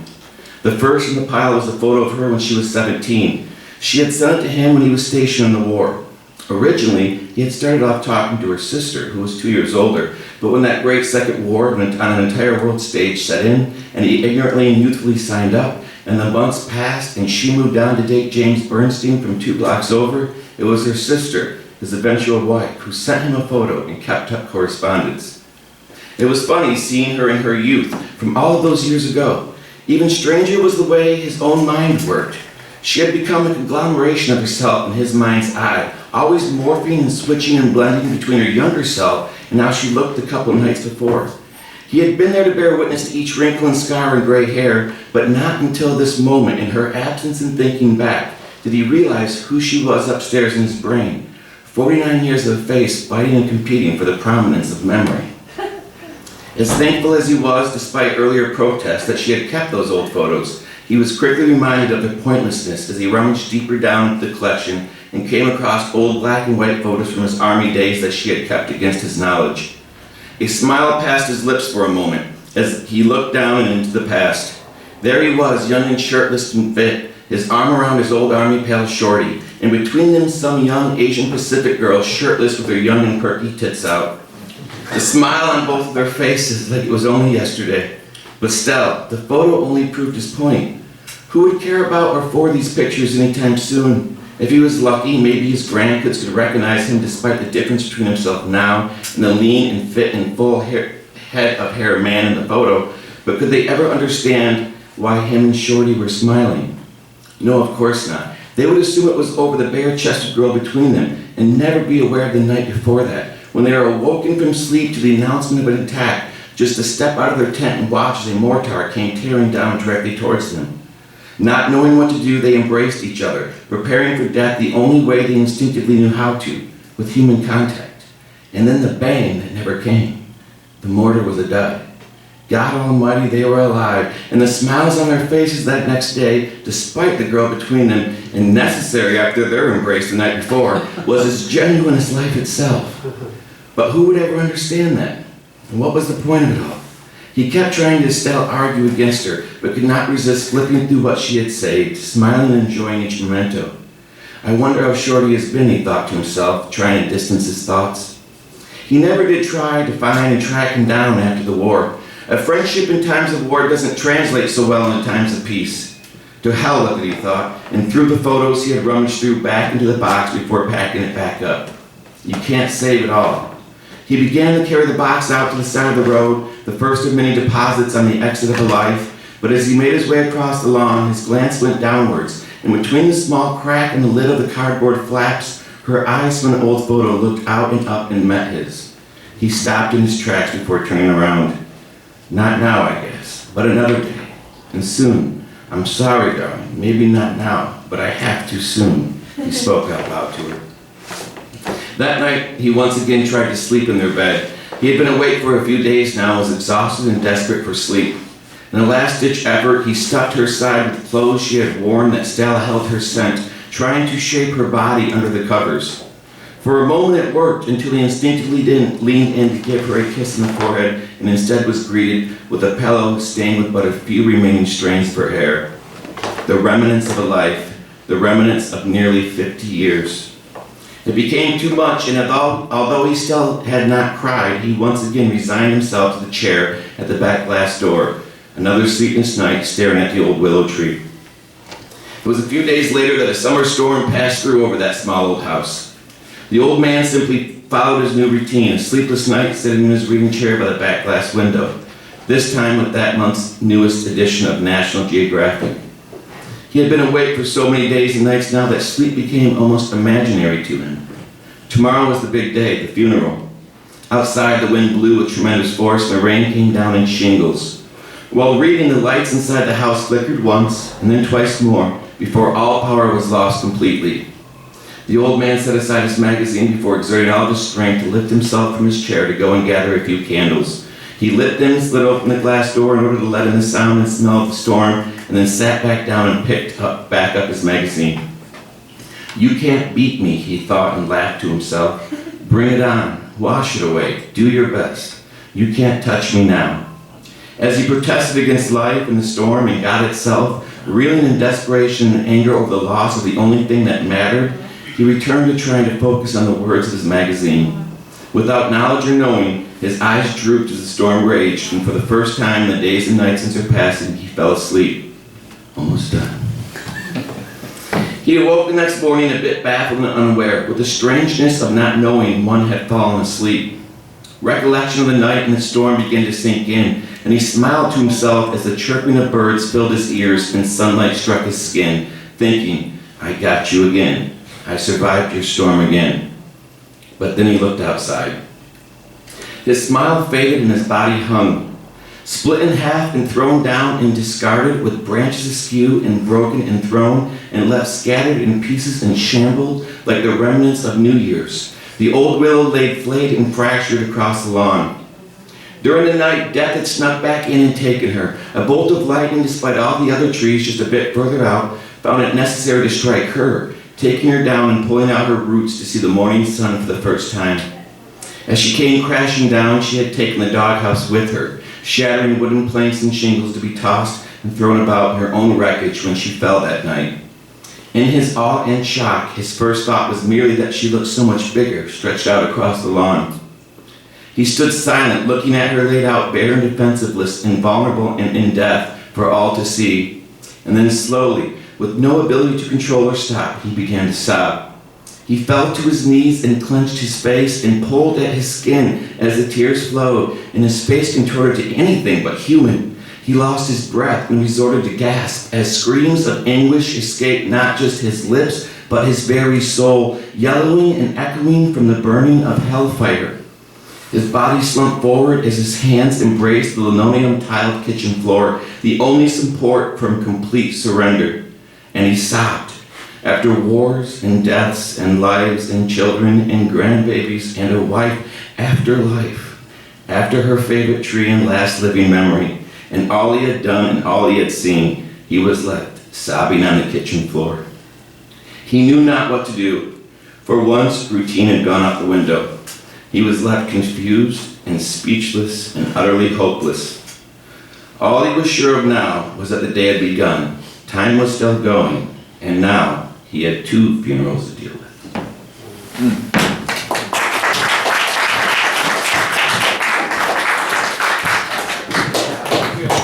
Damn. All right, give it up for Nathan.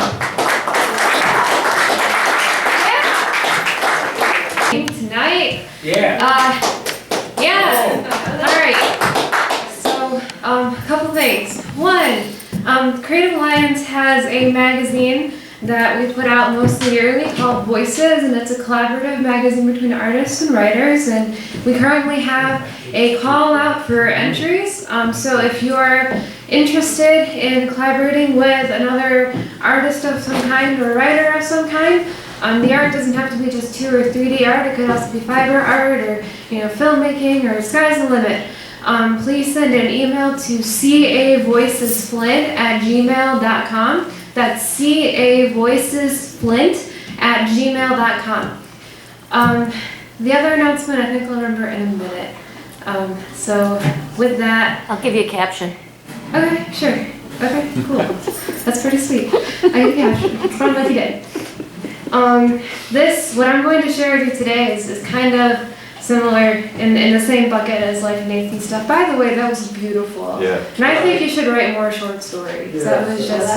That was really something, dude. Let's give it up for Nathan again.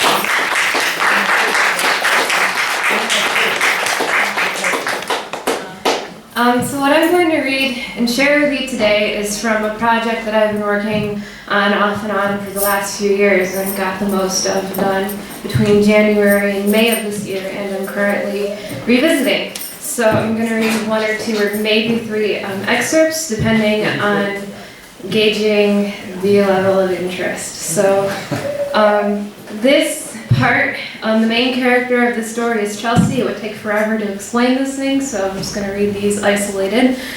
She is having a flashback to a nice experience she shared with her mother by the fireside. They sit by the fire. Chelsea takes a stick and stirs the coals, watching the sparks as they jump in the flames. For miles there was darkness punctuated by stars. She wondered for when or if they would see other people. Just a quick aside there, they don't have a place to live. They're finding a place to live, and they're currently escaping a drought situation. Her mother broke the silence. "Do you want to hear a story tonight, Chelsea?" She looked at her and smiled. Chelsea drew in a sharp breath. It had been a few days since she last heard her mother speak. She managed a slight nod. "All right," she said. "Listen closely. There was a woman with hair as long as the breath of the wind. She lived past the mountains, the oceans, past the edges of the earth. It was often told that if a man followed the path of the sun, was just in step behind it if he passed the mountains and the plains before reaching the ocean, that its light as it set would make a bridge that would enable him to cross briefly, and it would take him to her.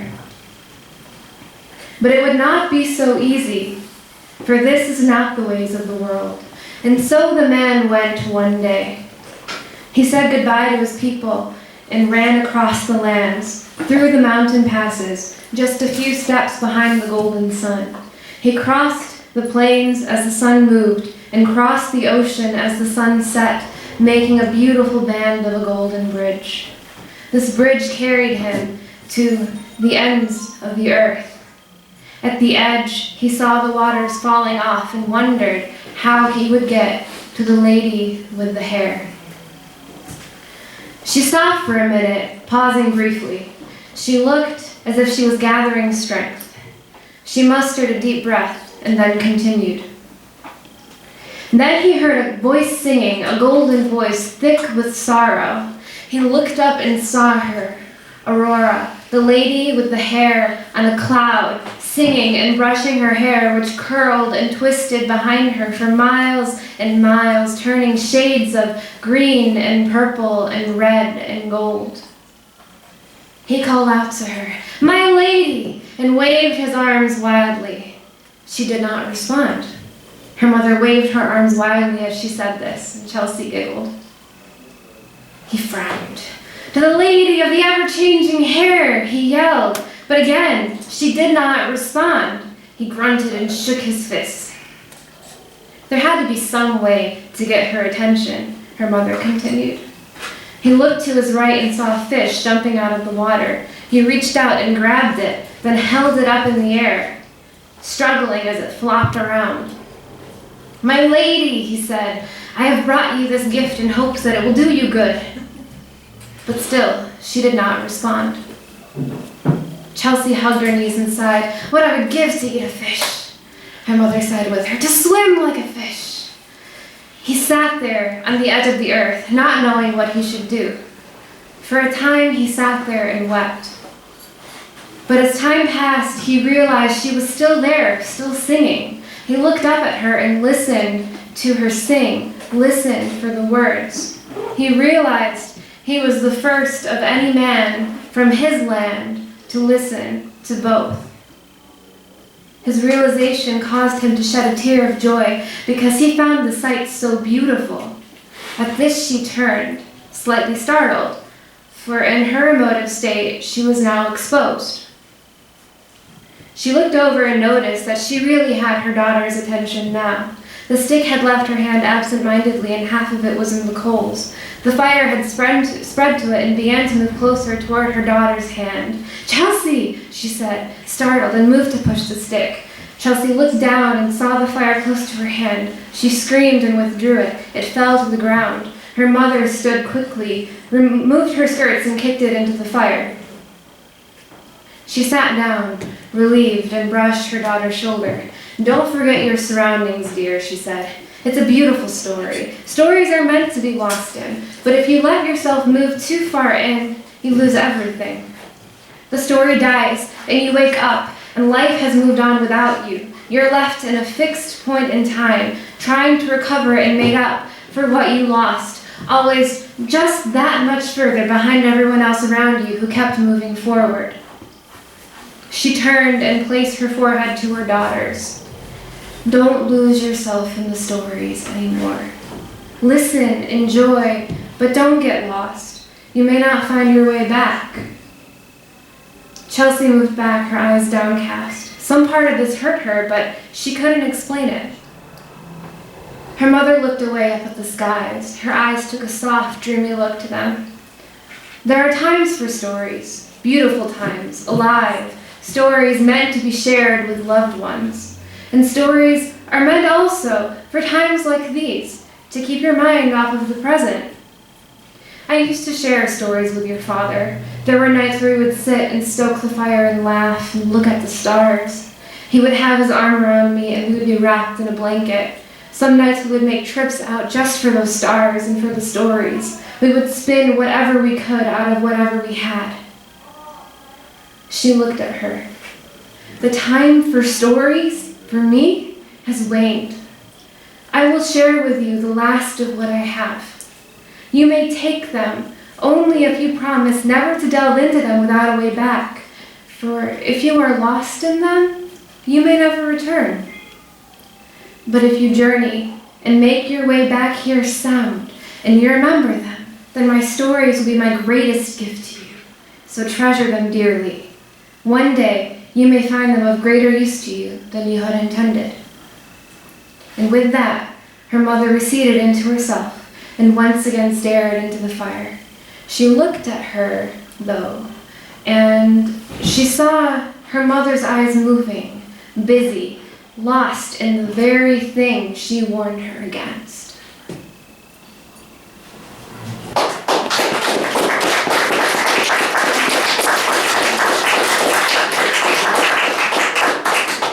Thank you. I'm going to read one more short piece, but I'm looking for it. And I'm going to try to remember the other announcement. If not, then I'll just... Oh, Must Start Mondays! We're starting that up again. That's an Art Factory tradition. And so for a time, it was kind of like in limbo and stuff. But this coming Monday, over at the Stone Street Residency, which is the Flint Public Art Project's artist residency, the Must Start Mondays are going to start there this coming Monday and be held Mondays at 6 o'clock from like 6 to 9-ish. And so this is basically a collective group. You can, like, we're hopefully going to do like painting together and drawing and, you know, just general art making. It doesn't have to be just painting and drawing. It can be, if you like to play music, you know, come hang out and, you know, get your jam on with us. You know, if you like to write and do spoken word and poetry and stuff, and that's a great place for us to like bounce ideas off each other and just have a really fun, collective, collaborative, creative group experience. So maybe like with time at Stone Street, 605 Stone Street, that purple house that is the FPAP's art residency. Third and Stone?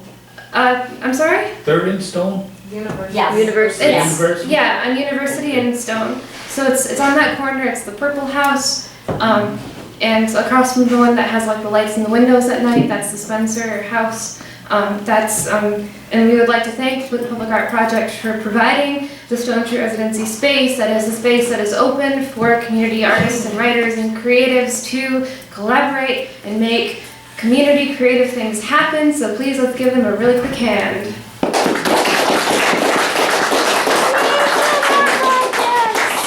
So now I'm gonna find that last piece. And then I hope to read more of this with you guys like over the months. And so, right, the thing. I'm so sorry, Jennie. This is like kind of silly. Sorry. Well, because I'm taking long. Well, I can always edit the time period. Okay, and I'm sorry to all of you guys for like taking so long. Oh, I found it. Yay, all right. Okay. So this is a bit darker. So, all right.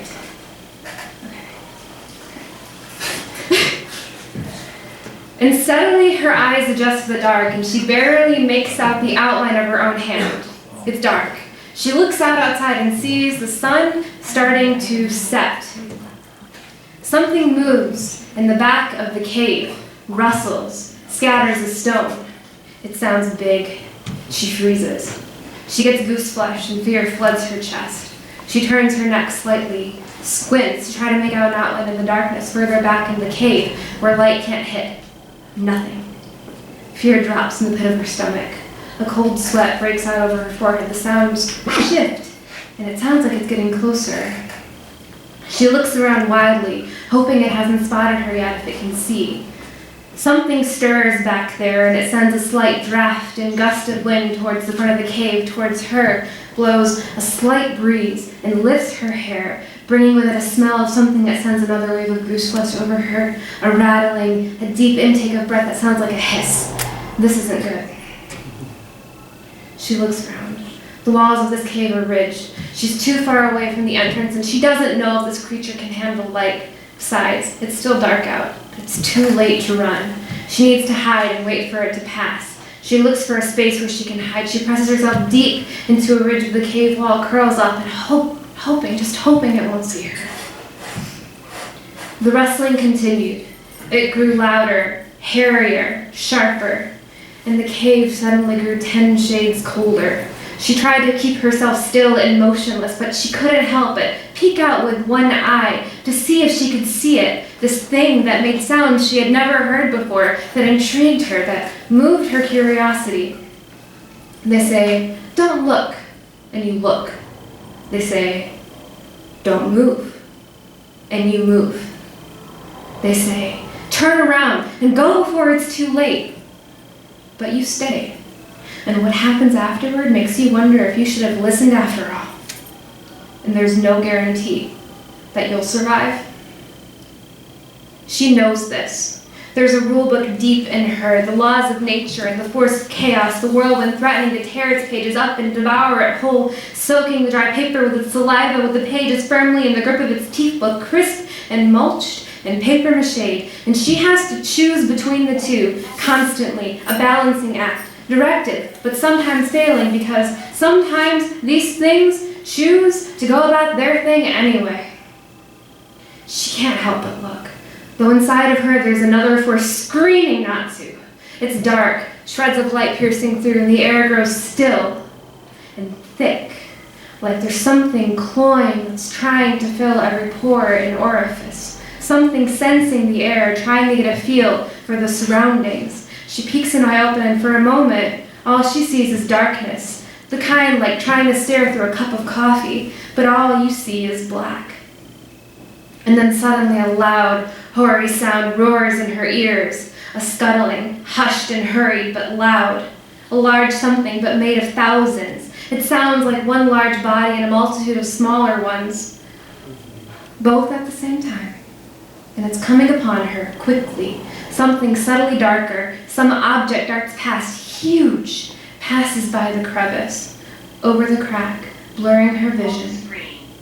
She gasps and draws into herself, draws away from that dark blur, and the edges of her being tingly, the nerve-ending screaming, but it's the only thing she can do.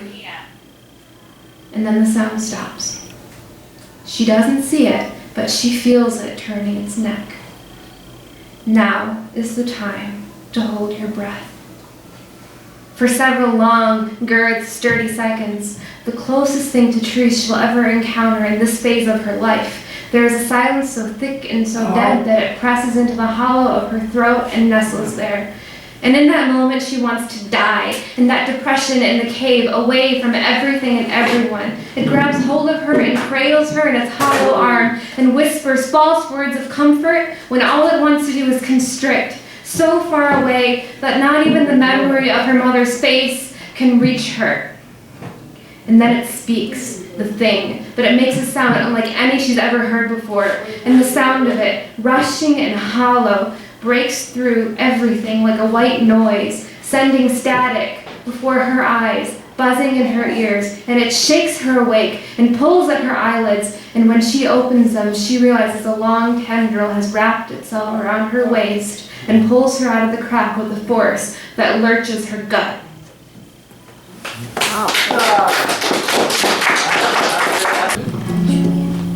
Okay. We'll open with the Elton John song here. It's Yellow Brick Road.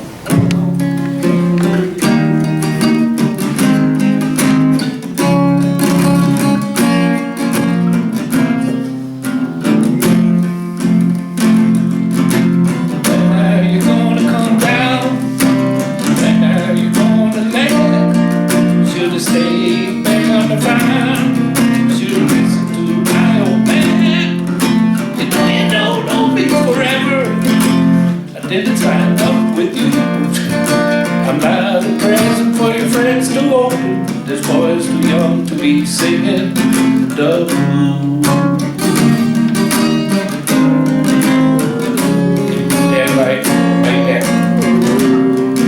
So to my yellow brick road, where the dogs of society howl, you can't plant me in your penthouse. I'm going back to my plow. To the horny old owl in the woods, hunting the homie back home. Oh, I finally decide my future lies beyond the yellow brick road.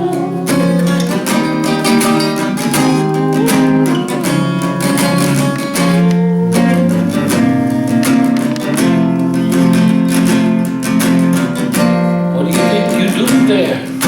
I bet they shoot down your plate. It'll take you a couple pocket panics to put you on your feet again. And maybe they'll get a replacement that ain't more likely to be found. My bros who ain't got a penny search for tidbits like you on the ground.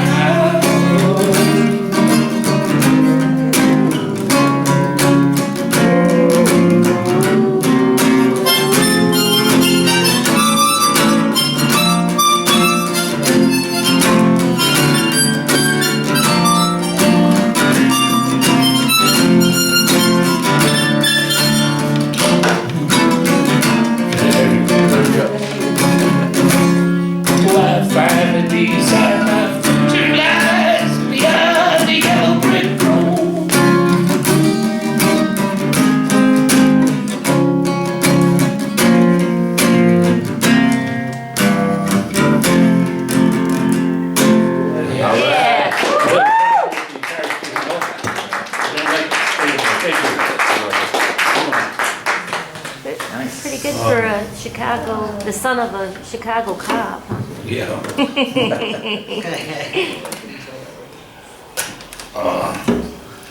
Okay, I'm gonna try a song that's from 1952. It's an old kind of torture kind of song. My one and only love. Or let's see.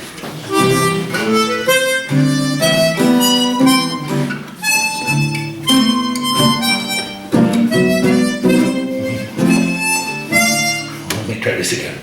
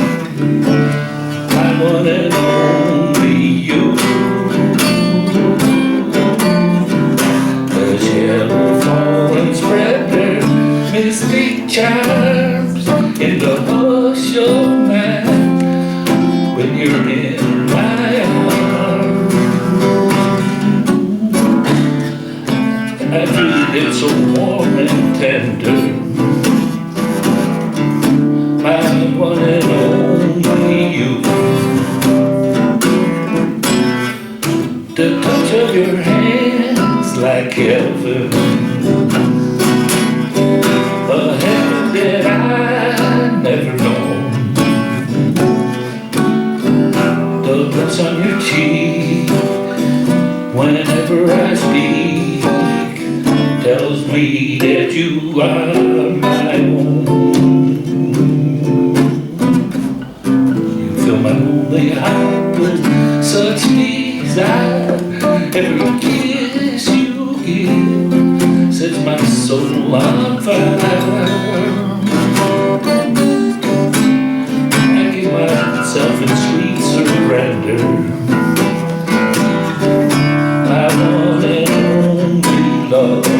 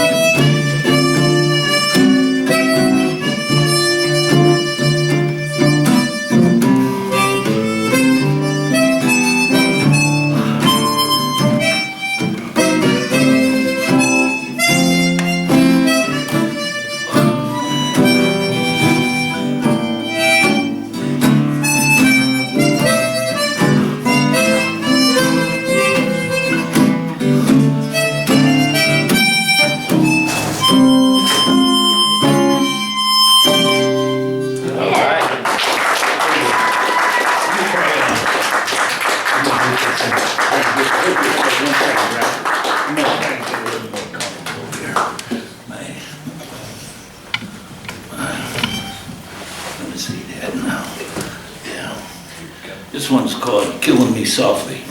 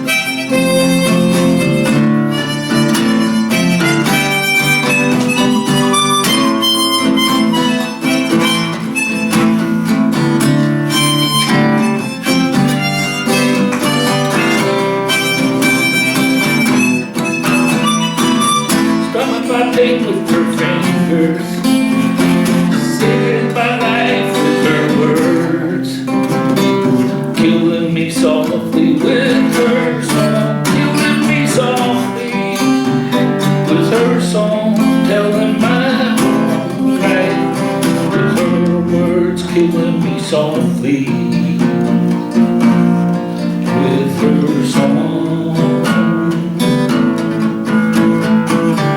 She sang as if she knew me in all my dark despair. And then she looked right through me as if I wasn't there. But she was there, this stranger, singing clear and strong, burning my pain with her fingers, singing my night with her words, killing me softly with her song, killing me softly with her song, telling my whole life with her words, killing me softly.